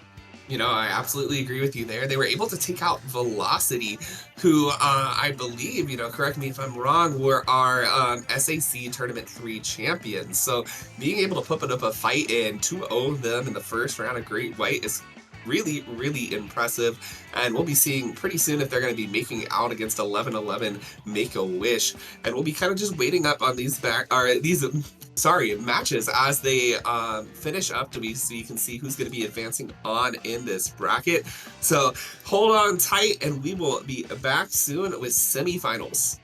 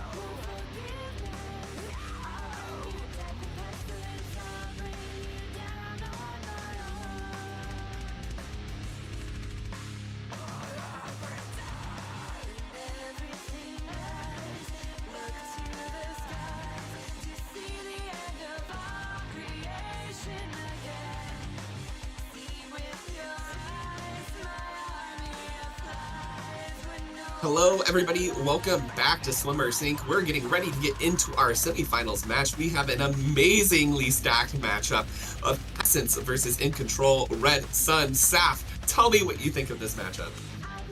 Toma, this is a callback to Low Tide City 2023, with In Control Red Sun getting 7th at Low Tide City this year, and Essence actually getting 5th at Low Tide City this year. But I don't believe either of these teams have faced each other at that LAN when it happened back in May. And so both of them coming here and meeting on the Great White Stage round 3 is pretty cool, this SOS. And looking ahead, we're looking at Splat Zones and Mommy Ruins. Any notes or takeaways, Toma? We were just both talking about this off stream. I am such a fan of this map. My was totally opposite when it first came out, but ever since, I think that it's so great. I think it's some double zones map. I really like the opportunities that you have here on the sides of each map. You've got a great spot for backlines on the kind of circle snipe area, but that's still able to be contested, by your shorter range options. You can get in there, you can throw up a bomb, you can move people. It's really balanced. It's got a lot of fun back and forth, and of course it lets you go so far up into your enemy's base too, so it really encourages that kind of lockout playstyle, and if you trade one lockout for another, you can see some crazy back and forth. For sure. Looking at Pencil! Look. Right, is this just a pencil night happening to us? Trout out here with the pencil on the side of Essence. That was something I was not expecting to see twice. And they get an opening pick too. SOS 15 has unofficially sponsored by Ty Condoroga. You're welcome. Oh my gosh, and right now, Essence in a great position to hold space here. That tacticaler gonna be going forward into the base of In Control Red Stun, gonna be giving Essence that ability to fight, giving them that extra movement. If they die, they're gonna be back before you know it. And look at the way they're just keeping them out right now. The crab tank coming out for Boomy, gonna try to find a way in for Red Sun, but they've got to fight through Nilla on this bucket, and all the other members, the Tenta missiles are gonna push them back. This is gonna be their opportunity to really start to get something going, to get back here in this zone with that booyah, but they go 3 down, Saf. Essence is not giving up this space. Yeah, Woomy being in the base here, taking a 3v1 is really interesting, but Nilla was also in a key position a little bit ago with those tri-strikes, just striking out the spawn area of Red Sun, especially with all 4 members being trapped in the spawn. Trout is going to pop that tacticaler, getting juice online, and I mean, wow, that was a snowball for Essence, Toma. They were in the right place at the right time from the very beginning, and as soon as they were able to get close to that stop wipe or wipeout, it was smooth sailing for them from there. Oh, absolutely. And one of the things I said about it being a lockout map, sometimes that happen, or the things that happen with that is that, you don't get a trade lockout sometimes. Sometimes it just rolls like that. And Essence is going to take a commanding victory in that first set. But Saf, it's not over for In Control Red Sun yet. They have a hope to stay alive here on Tower Control Sturgeon Shipyard. How do they have to play this differently? Well, definitely looking out for the pencil if the pencil with Trout is going to stay because of that juice, Toma. Juice has really made its way and climbed the ladder in being proven to be worthy in this meta right now, right? Because it's free quick respawn. It's quick respawn in a can. And so if you're able to get the juice online and everybody's able to access it, I mean, sometimes even when you're jumping into access juice, it doesn't even matter because you're going to be back into the game again immediately. So I think watching, especially where Trout is going to be setting up that juice is going to be really important. But also, I think just paying attention to the flanking power that Nilla has as well, because Nilla on that bucket was very powerful, and Nilla made a lot of openings for Woomy to be able to get into the spawning area to where Woomy felt comfortable to kind of be a distraction and try to take fights even though they were outnumbered. So I think definitely being able to watch for the flank, paying attention, especially if Nilla brings back that bucket, because Sturgeon Shipyard, as we know, is notorious for bucket players. It's a very good bucket map. It's a very good roller map. There's a lot of balls and edges to be aware of. you're absolutely right. If you hadn't brought that up, that was exactly what I was going to be bringing up next. We're going to be seeing what they bring in, and it looks like In Control Red Sun going to be bringing out 2 buckets of their own, and we still see more of the same coming out of Essence. Will this comp change be enough for Red Sun to be able to take the win here?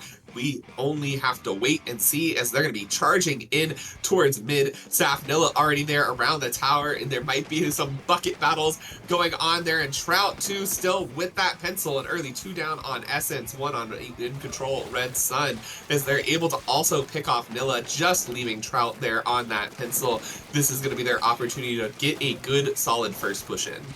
Yeah, and especially with Admir having those strikes online, you have the Inkjet coming out for Red Sun as well. They're going to take this first checkpoint with ease, Toma. And the amount of inking power that you have from Boopy and from the NZAP as well, believe that's by Beam there. Excellent inking power, because, I mean, look at this map. Currently, it is so unbelievably blue. There is not a lot of room for Essence to try to move around here, and Red Sun is making that very clear at this moment. But with that one going down and preventing the tower from going any further towards that third checkpoint, they took second and first checkpoint pretty easily, but were able to get that stop. They're going to set up Trout on that tower now to try to get a push in of their own here, but I think with the amount of inking power that Red Sun has, Essence has to be very mindful. They definitely do. But you know, Saf, you've got to watch out too for that kill power as well, because this is a map that can really snowball, especially if you get staggered.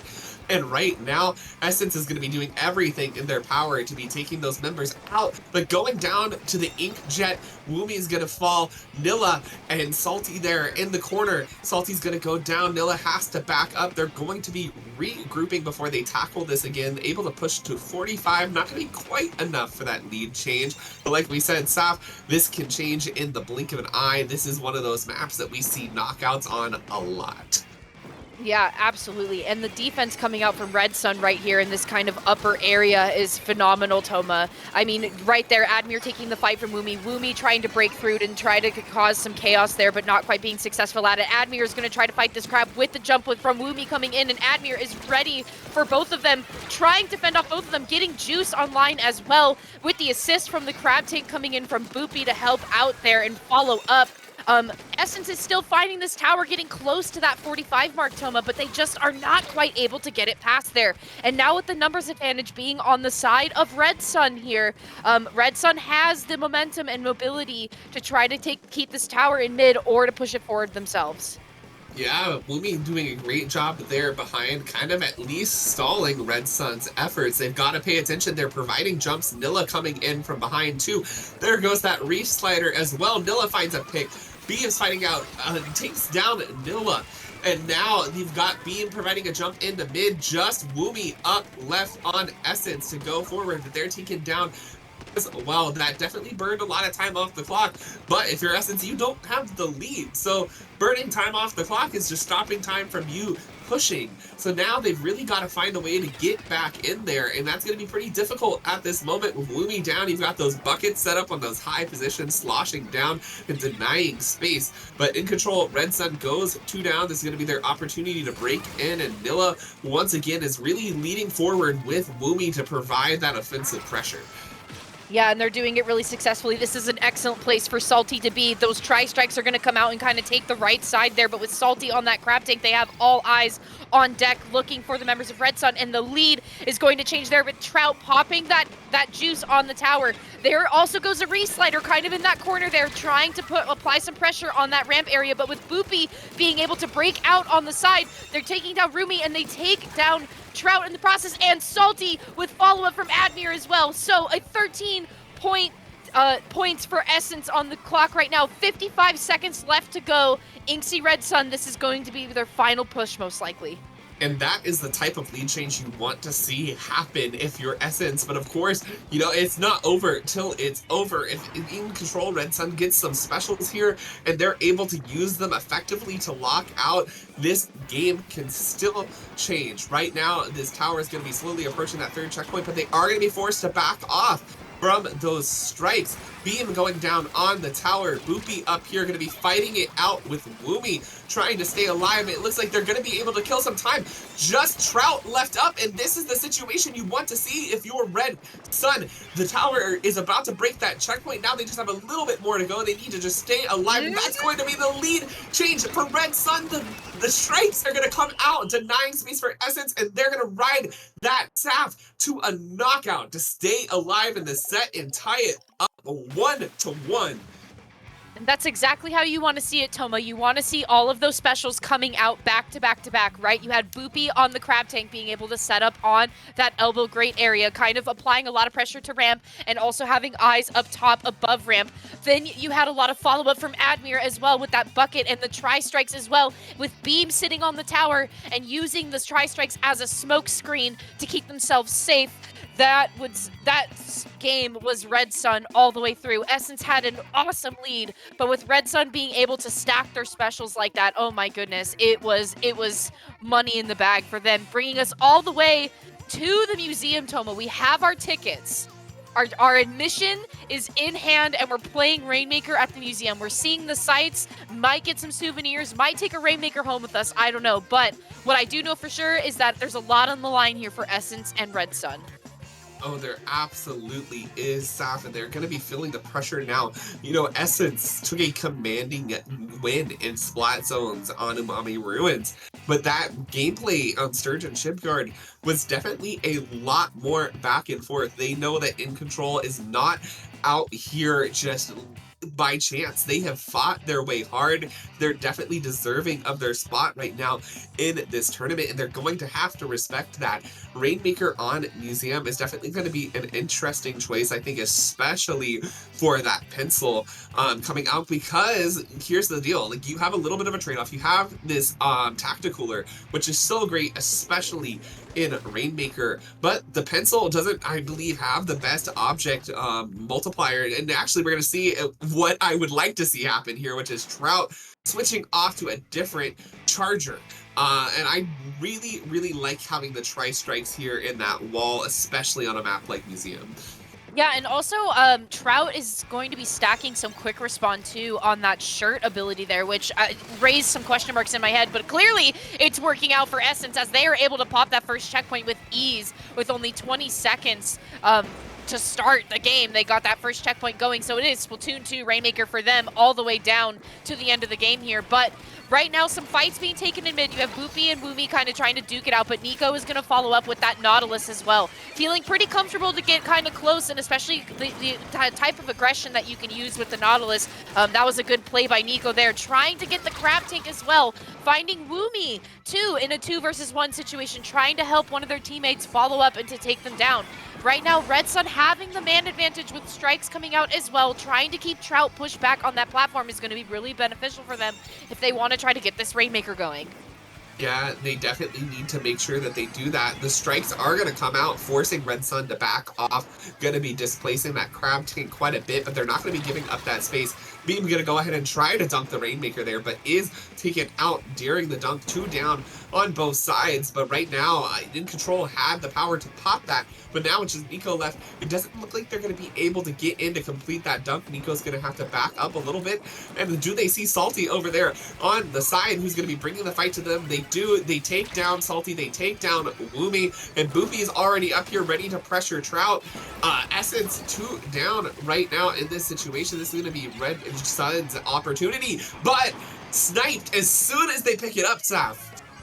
Yeah, Beam going down right away with that end zap, trying to pick up the Rainmaker there. Tri-strikes following up by Essence. 3 members up right now on this platform, trying to play more defensively. You have Woomy, though, once again, trying to go in with the aggression. Nilla trying to get close to help follow up with Salty, also bringing up the rear, too. But Essence is going to be breaking out into this mid area, Toma, despite their number advantage, especially because one of their members still trying to make their way back into mid here. They were able to take mid back successfully, but now having the Essence having the numbers advantage on their side, Red Sun is going to have to play the defense game here, and especially with those strikes coming out with the bomb to follow up, Trout finding themselves pincered between there, but we are now in a 1v1 situation. You have the splashes, a battle of the splashes on the platforms with jumps coming in, but Boopy focusing on those jumps, taking 2 of them out. looking to try to fight with Salty still, with Nico also trying to help them out to follow up and taking them down as well. All members of Essence fighting for the jumps to come back into that platform, but oh my goodness, the defense from Red Sun, Toma,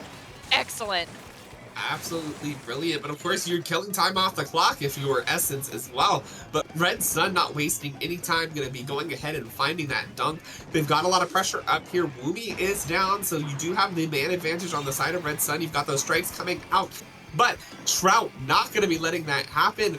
Great snipe there, and we've seen Trout make great snipe after great snipe this entire game. Nilla going to be dropping it safely off the plat of Essence, going to be moving it forward, you know, and this is how you play Rainmaker, you know, you get one down, you start pushing, and if it's on their side of the map, that's that much more space, they're going to have to take it backwards. Nilla moving forward to see if they can get any more points out of this, or just keep it in the base of Red Sun for as long as possible. It looks like they're not going to be extending their lead here, but Woomy going to be going in, picking it up immediately, and this is what I see, they're just going to be in here causing chaos. They're going to lose the Rainmaker, pick it up, whatever they can do to stall time. There's only a minute left, so anytime Essence can stall the Rainmaker on Red Sun's side of the map is going to be working out in their favor. Yeah, 1 minute left to go, as you said. Woomy tried to go in there, maybe look for a pick, but unfortunately being taken down to the range, just too much poking damage for them to try to roll and cause some chaos there. You have Nico and Boopy trying to follow up on the right side here for Red Sun. Avoiding those tri-strikes, definitely being displaced in this mid area, but Red Sun doing an excellent job of trying to maintain mid for themselves. They do need to get a few more points on this board, Toma, though, if they want to try to win this set here. But Essence really just needs to play the long defense game, and they know that Red Sun needs to come to them in this situation, so they just gotta play their cards right in these last 25 seconds. They absolutely do, and part of that is just keeping Trout alive. You gotta remember, if you're on Red Sun, all it takes is one shot from Trout. You know, it's not a shooter, it doesn't take 4 shots. Like, once that snipe connects, you are gone, and they're able to take out Trout. 2 down, but they lose the Rainmaker in doing so. So now they've got to drop down, they've got to pick this back up, and you've got Nilla there already on the defense, and they try to pick it up, but it doesn't register in time, Saf. And that is going to be Essence taking the set 2-1 and advancing to Grand Finals. Oh wow, I felt that in my heart, Toma. I could see the mad dash for the Rainmaker, the 1 or 2 phalanges reaching out to just try to touch it to get the initiation to pick it up, and just, oh, a frame too late for Red Sun to make one more push on Essence.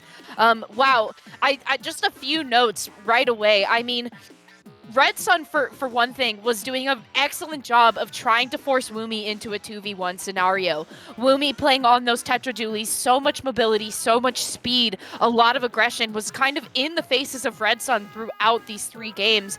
And I think especially with Nico being able to follow up with Boopy a lot of the time, the defense but that they were able to pull off into forcing Woomy into a 2 versus 1 was excellent. And I think that really helped them quite a bit, just taking out that aggressive force right away and getting help to take out that aggressive force right away. And not only that, but Nico with the Ink Storm as well on that Nautilus was so helpful, I think, as well, because they just kept throwing it up on that platform in that last game and just getting the poking damage that they needed, even if the splats weren't quite there. Just the poking damage that they needed, the displacement that they needed, it was helpful for them to try to force the members to kind of separate and not find themselves in a 2 versus 1 situation. You're absolutely right, Saf, and we're looking here at the bracket. Essence going to be moving on to your Grand Finals, and Control Red Sun going to be waiting there in the 3rd place match. And right now, Toadstool Café versus Dorm, 2 teams who we've seen on stream here in Great White tonight, going to be battling it out, and we're going to be waiting on the result of that match to see who's going to be facing off against Essence in Grand Finals, coming to you very soon.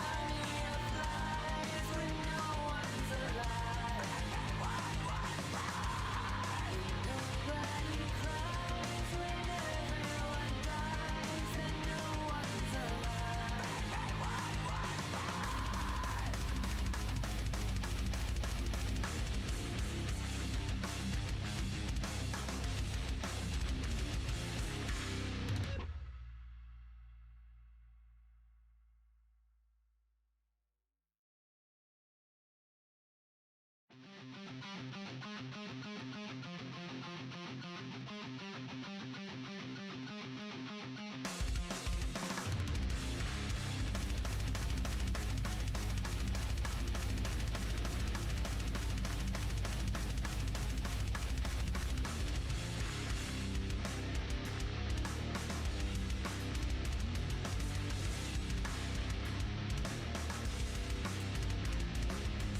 one can see me, I'm at last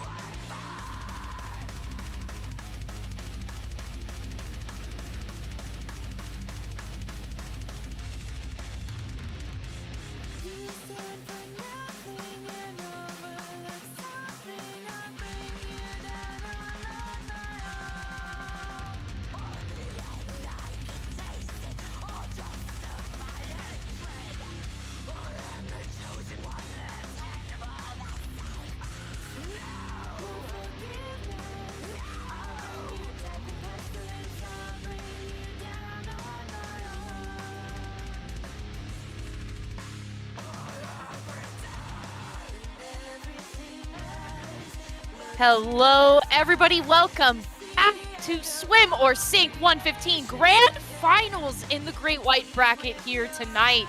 We have Toadstool Café versus Essence. Essence, who we got to see a little bit earlier against Inksy Red Sun, and Toadstool Café, who was also on stream a little bit earlier today as well. Toma, we're looking at Scorch Gorge Clam Blitz for this finale here, and do you have any thoughts in our best of 5? Staff, you know, we've seen, especially one thing I want to think about is Nilla on this bucket and Woomy on these Tetras, I think are really, really dangerous here. I think that you're defending ground, right? When you've got the basket open, kind of on that ledge, right by the basket, it can be really, really hard to be able to set up it and flush people out for the basket area if you've got a slosher just kind of sloshing up on you. And on the other hand, I think that Tetras and these great movement options that these dualies have and how fast that they can play is really great, especially for initiating sort of kind of pincer attacks across the grates here in mid, and they can just push up really fast and far into the enemy base. And that's definitely something I'm going to be looking out on the side of Essence. Toadstool Café, we saw them earlier in the night, and they're definitely going to have to put full force into stopping the crazy offense that Essence brings to the table. Yeah, I agree with you there, and I think definitely one thing to look out for on the side of Toadstool Café is going to be Junkie. Junkie having a really, really strong Octobrush presence, and especially with that Zipcaster in their back pocket. They can be a lot of places at once, and also just the aggression that they're able to have with that Octobrush is really immense here. And looking at it here, you have Nilla versus Junkie, it looks like teammates, and also one other teammate for them as well. So battle of the teammates here in Grand Finals tonight. Yes, it definitely looks like it's going to be that. And Saf, they're going to be rushing out here towards mid to try to start gathering up some clams and start getting these pushes going. You know what we say, kind of team deathmatch at the beginning of a clams match. Until you can get those people down, you can get the right clam economy in your favor to be able to start making a push. Right now, Shroud there on that lovely pencil, though, is going to be going down, pours into that corner to jump out as Toadstool Café starts making early work of this, is going to be able to open that basket with 3 down on Essence on the respawn. Right now, you just see the score ticking down, that Booyah Bomb doing a great job, creating a lot of pressure. The Toadstool Café showing that, you know, we saw the power that Essence brings to the table, but don't count us out, we can do the same. Yeah, absolutely. And a really good defense by Woomy and Nilla there, and also Trout to follow up. Trout's going to find themselves on this top platform kind of mast area, if you will, if you want to call it a mast, this pole. They're going to find themselves kind of up there trying to keep some eyes out into mid here and setting up juice as well. Going to be super major for Essence to be getting that juice online, especially because they have a little bit of ground to make up. 50, pretty decent lead for the first couple of minutes here, but definitely nothing to scoff at. There's a lot of time left to be had. But Toadstool Café is doing a really great job of holding down mid. Kelp getting a really nice pick off of Woomy there and trying to follow up with Junkie to try to keep some paint on the ground here. But especially with Essence being able to have that additional power clam in their back pocket there to follow up. If something else were to happen, the crab fight gets initiated. Kelp's crab going down, though, and Woomy going in for the trade. Oh my gosh, kind of a jump scare there from Woomy. I didn't expect to see them coming up so suddenly, but makes for a definitely entertaining battle. Junkie now, of course, with that Zipcaster and that Octobrush, creating a lot of terror here in mid, forcing that Power Clam to move, but it looks like they might, oh no, they survived that attempt to get them on their jump. They're able to get out, and now Essence going to be trying to make a play here. Nilla going down, though that's definitely going to hurt their push here on the right-hand side, especially with Woomy going down to it now. Salty, you've just got Trout, who's now going to have to back up and give a lot of space up, but they get a pick, allowing Woomy there to kind of stay there and still create some more openings, but they go down as well, you know, as those dualies like to do. Like Kelp is going to be up here again with that crab tank, creating a lot of pressure. You saw that one comes in from that right side, opens the basket. You've got the pressure from the crab tank on the left side. Toadstool doing exactly what they need to do to keep up pressure underneath that basket and get these openings. Junkie moving in with that Octobrush, seeing if they can find some picks, but that's the full wipeout on Toadstool Cafe.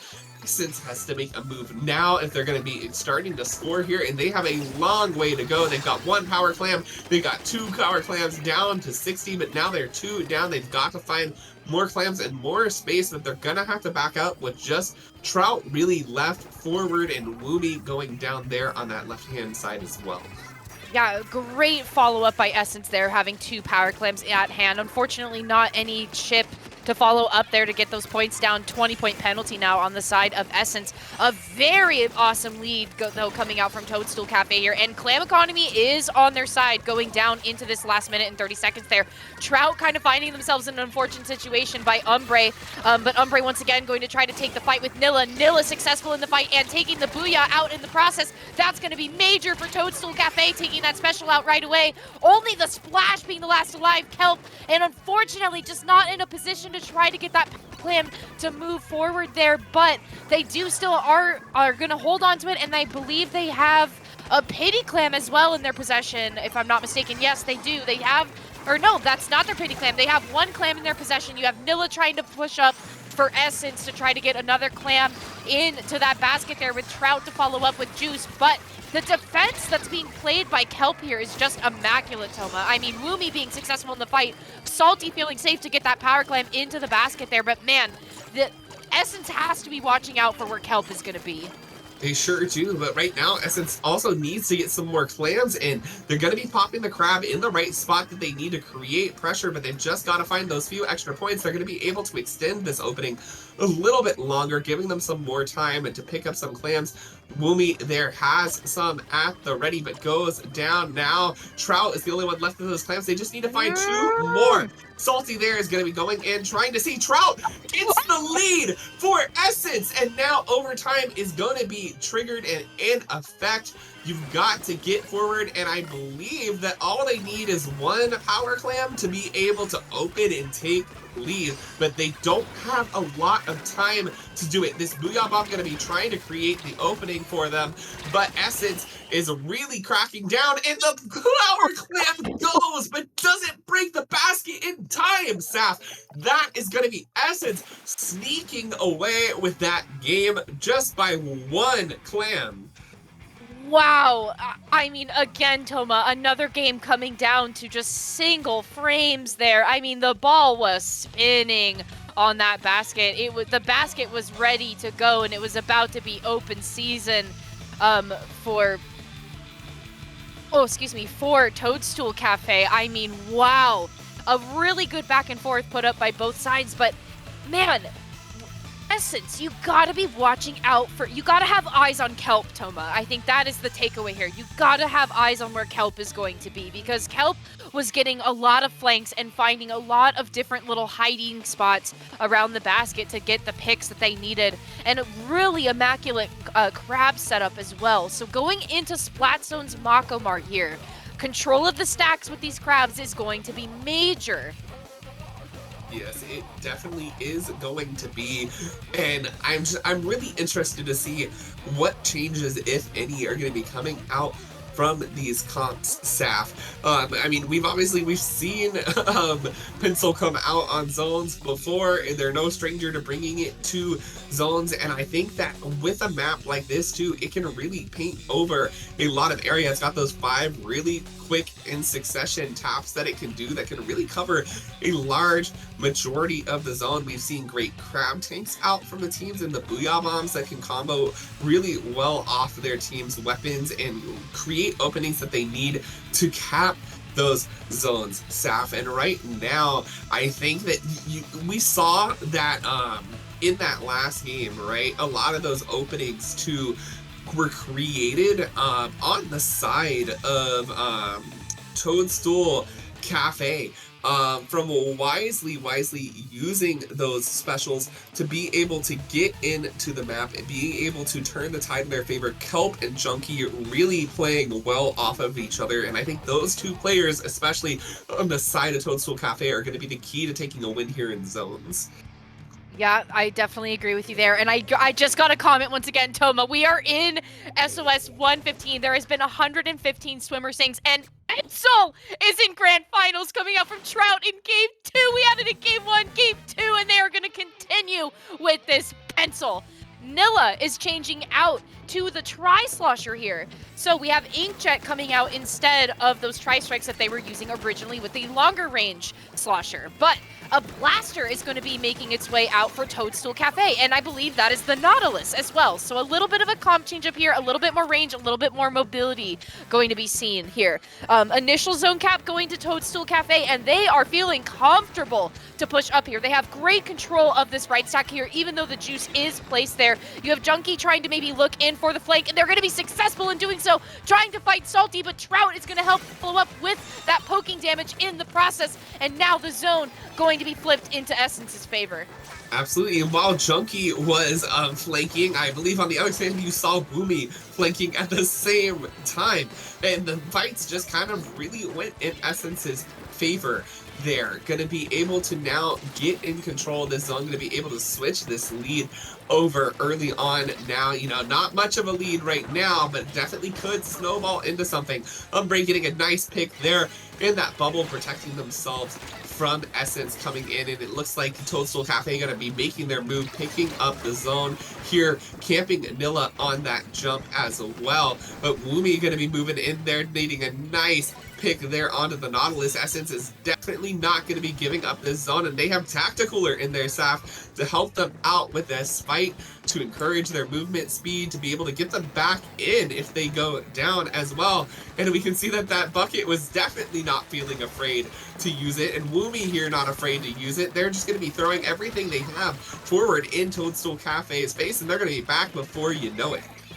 Yeah, absolutely. I loved that flanking position that Nilla was going for, and it seemed like Woomy was maybe a little bit late on the pickup on that, because if Woomy was able to follow up with them, they probably could have taken that 2v2 fight a little bit further than it went. But an excellent flank nonetheless coming out from Nilla. Great hold by Essence here. 17 seconds left. There's still plenty of time for Toadstool to Café to try to flip this around, but I believe, especially with that juice on their side, they're going to be able to come back in quick and take a really strong hold on that zone. Toma, Essence going to be finding themselves another win up on the board. Absolutely, they're up 2-0 in this set now. South with Pencil, nonetheless, and we saw how those Tacticoolers were absolutely vital to those pushes. They really kept them alive and kept up that offensive pressure on the side of Essence. And this is it's insane to see happening here in Grands. Absolutely. And one thing I want to point out too, Toma, I mean, Umbra found themselves kind of in an unfortunate situation there early on, being kind of forced back into that corner and having to use their bubbler to defend themselves. A successful 1v1 on their part, but unfortunate that they had to use the special a little bit early. Probably could have been helpful in Toadstool's push forward to try to keep themselves alive in that game. But moving into match point now. Essence taking us to match point with 2-0 on the board. Toadstool has got to try to find their first win here on Tower Control Manta Maria if they want to stay in this Grand Finals round. They absolutely do, and they've really got to find the answer to how they're going to deal with Essence's aggression here on Tower Control Manta. I definitely think they have a lot more tools that work in their favor here. That brush is going to be a really good option for poking over those walls and getting a lot of pressure on the Zipcaster. There's so many fun Zipcaster angles and ways you can approach with that on this map too as well, Saf, thanks to those big masks all around the map that you can utilize. But of course, Essence isn't to be underestimated, and you know, while Tower Control may not be the best mode for Cooler compared to how useful it is in Splat Zones, Rainmaker, and Clam Blitz, it's definitely not bad, especially if you throw it forward in front of your front lines, give them that opportunity to fight, and in two, if it goes out in front of them and can block a few hits from the enemies as well, that's always going to be useful cover for your front lines fighting as well. Yeah, and I think too, something, Toma, to look out for is that they got to be really careful about Trout getting set up on that tower. Previously, when we've seen Essence play and tower control, Trout has found themselves very comfortable on that tower to set up Tacticooler successfully as well. So definitely going to need to be watchful and mindful of that if you are on Toadstool Café. Looking ahead here, though, we got that same comp going on, though, for the side of Essence. They're keeping that pencil. Trout is going to be keeping that pencil tight to the belt and running the same exact comp. And we see Umbre actually changing off of that blaster and moving into the sloshing machine position. That Booyah Bomb is going to be really helpful for them here to try to prevent the tower pushes, and also the GG Booyah is classic as well if we find ourselves in that position. But Toadstool Café and Essence going to be finding themselves in the neutral game, trying to fight for some space in mid here. Trout going to be the first one on this tower to try to get some points out for Essence, but with Kelp following up with the Crab Tank. Oh, but getting taken down immediately by the Crab Tank coming out from Essence on that top mast area there. Is going to be really crucial for them by Salty. Salty's going to be finding themselves moving ahead into the street area, looking for some fights, but Kelp is going to take them down before they can really get anything cooking. And one thing to point out here, Toma, it's going to be major, I think, for Umbre, Junkie, and Kelp to really work together here in this front line. Oh, it definitely is. Kelp right now trying to just get some paint down in front of this tower, going to be going up on here on the grates to be able to pop that crab, but you've got the specials coming in from Essence right now, and they're going to actually take out the splash in that process, so the crab tank never going to come out. Toadstool, though, does clean up and is able to continue their push here on this first checkpoint, but has to be careful, especially as Nilla's coming back in and being supported by Trout up there. And Umbre, oh my gosh, going down to a great pick from the Crab Tank there as Essence just sets up this wonderful defense. You know, they used all their specials well, they timed everything. Even when they went down, they got back in and were able to stop the push before that first checkpoint fell. And that's exactly what they want to do right now in this position, but they've got to stay alive. Woomy there, you see in that bunker fighting, able to take down the Nautilus, and now in a good position to come behind with this Reef Slider and potentially provide a little bit of a pincer attack, able to take out Junkie. Nilla there fighting it out as well. This is going to be great for Essence to be able to take control 2 down on the side of Toadstool Café as they get this push underway. Yeah, that was a really crucial Reef Slider there, actually, coming in from the back area and getting a lot of poking damage for Essence. And now, with them being on that second checkpoint, the second checkpoint is about to fall, finding themselves trying to move this tower through the street, but Toadstool Cafe's defense is unrelenting here. That tower is going to be moving back to mid, but with Salty and Trout to follow up in the process, they're trying to keep this tower in this second checkpoint area right now, Toma. They don't want that tower to go back to mid. They want to try to hold it there and see if they can get as many points as they can and try to take these fights successfully right now. With a 2 versus 2, though, going on, and especially with more range being on the side of Toadstool Cafe, they definitely have more of advantage to push Essence out, and that's exactly what they did right there, especially with that Ink Storm coming into the mid area right now. Toadstool Cafe taking back mid here, looking to see if they can get more points on this board. Absolutely, they're going to be applying a lot of pressure here on the left side on Nilla. Kelp able to find that pick, 2 down now on the side of Essence. We've got the Crab Tank online for Essence's defense, but it looks like they're going to be popping that, and you've just got 2 specials. You've got that Booyah, they've got that Zipcaster on Essence's Crab Tank, going to be really killing the use of that special as they now try to make an attempt here at breaking checkpoint 2. But you've got to have somebody on the tower, and the Nautilus is going to be able to get behind and be able to complete the wipeout. Now they're going to be able to get on that tower, and they're definitely going to be able to find the break here. There's going to be a lead change in Toadstool Cafe's favor as now this is pushing through street, and this is really good setup for Toadstool Cafe, but they've got to stay alive through this push if they want to knock out.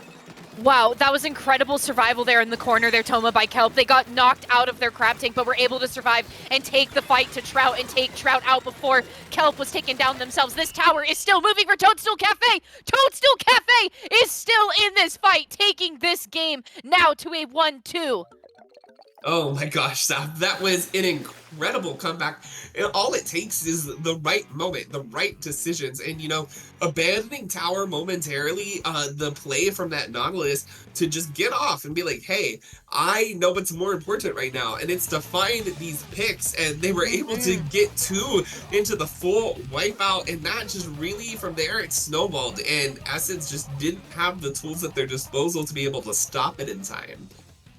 And the other thing, too, is that was the right position for them to get that wipeout, Toma. The tower was just around that second checkpoint area. The second checkpoint had fallen. They were just kind of holding it there. And with the Nautilus being able to back up and to take those last 2 players out, that was the perfect opportunity for that wipeout to happen, for that snowball to happen. I mean, you had Kelp getting set up on that tower with that Crab Tank. They got pushed off. They ricocheted off so far off that tower, and Trout was trying to go for the kill on Kelp there, but Kelp was able to win the fight in the process. So the fact that they were able to keep their aggressor online and alive until the bitter end, until that tower went into the pit area, was absolutely crucial. The stars aligned for Toadstool Cafe there in those last few seconds, and now we're finding ourselves into Game 4 on a Splatoon 2 throwback, might I say, Rainmaker Humpback Pump Track. And so this is one of those maps that I was absolutely overjoyed to see return. You know, a little bit biased, you know, from my Splatoon days. Now, given I played Dynamo Roller there, which, you know, was serviceable with, you know, main power up. Not so much anymore, sadly. But I found new love with it with Tri-Stringer. I think it's really fun. It pokes over these ledges really well. And I absolutely love the fun geometry and shape of this map. And speaking of that fun geometry and shape, you know what this is going to be really, really good for? Your buckets and your brushes. So I'm specifically looking at Junkie and at Nilla to be the key players here on this map for their teams. Yeah, absolutely, absolutely. It's going to be a fun and exciting one for sure. And if we, one thing I got to know, are we keeping that pencil? No, we're going to switch out for the ZNF charger. I think that is a good option for Trout. You need to opt for that extra range and firepower, and especially with Rainmaker using those tri-strikes is really good delay tactic here. But you're absolutely right. Junkie staying on that brush is going to be a crucial pick for Toadstool Cafe. There's a lot of different shapes and ramps and hills and valleys to kind of deal with on this map, and brush and roller is absolutely perfect for that. Bucket as well here. Early pop is going to go here, but no one's quite in mid to really take this Rainmaker right now. We're just kind of trying to win some fights. We find ourselves in a 2 versus 2 situation, but with people still jumping in, the man advantage is kind of fluctuating here in these first 30 seconds. Umbre trying to look for a pick over that ledge there, throwing the Fizzy Bomb maybe for some poking damage as well. But the 2 members of Essence being in mid here trying to defend this Rainmaker from getting touched by the members of Toadstool Cafe, they find themselves in a really good position here to take this first checkpoint, and that's exactly what they're going to do, Toma. Yeah, they are, and it was really good. You saw how far they backed up that machine on the side of Toadstool Cafe. into the base of Essence, and with that, they were able to just say, hey, we're gonna just take the Rainmaker, hope you don't mind. And it didn't give the machine time to catch up. And now this Rainmaker setup here in this corner, gonna be really hard for Toadstool Café in those lower positions to be able to get down and be able to stop it. Junkie here on that brush too. This is gonna be the full wipeout onto Toadstool Café. This may be game, but no, it's gonna go down, and this is gonna be dangerous if you let Essence pop. You've got to get the pressure on here really, really fast, Saf, because you just rack up points what you're going through here, and 5 is going to be a really tough score to beat if you're not able to just flat out knock out. Yeah, and I think Brim too picking up that Rainmaker and pushing it off of that platform was going to be really good for them. With Junkie trying to actually paint a pathway for them, they were really close to getting into that first checkpoint. That they just had to make that jump. But with Trout being able to be there with that ZNF charger, I mean, it was kind of open season for them at that point. They were able to take the Rainmaker out pretty quickly and successfully here. But yes, definitely a lot of ground to make up if you're Toadstool Café right now. You want to be taking your fights carefully. An excellent pick though coming out from Trout. Toadstool Café's got to be really careful if they're going to allow Trout to get set up in this mid area, because it's going to be really hard for them to try to get out of that spawn. Yes, definitely. And right now, you've got Nilla there on that Rainmaker, just creating a lot of pressure. You've got the strikes coming out, but they're going to back up because of this rain.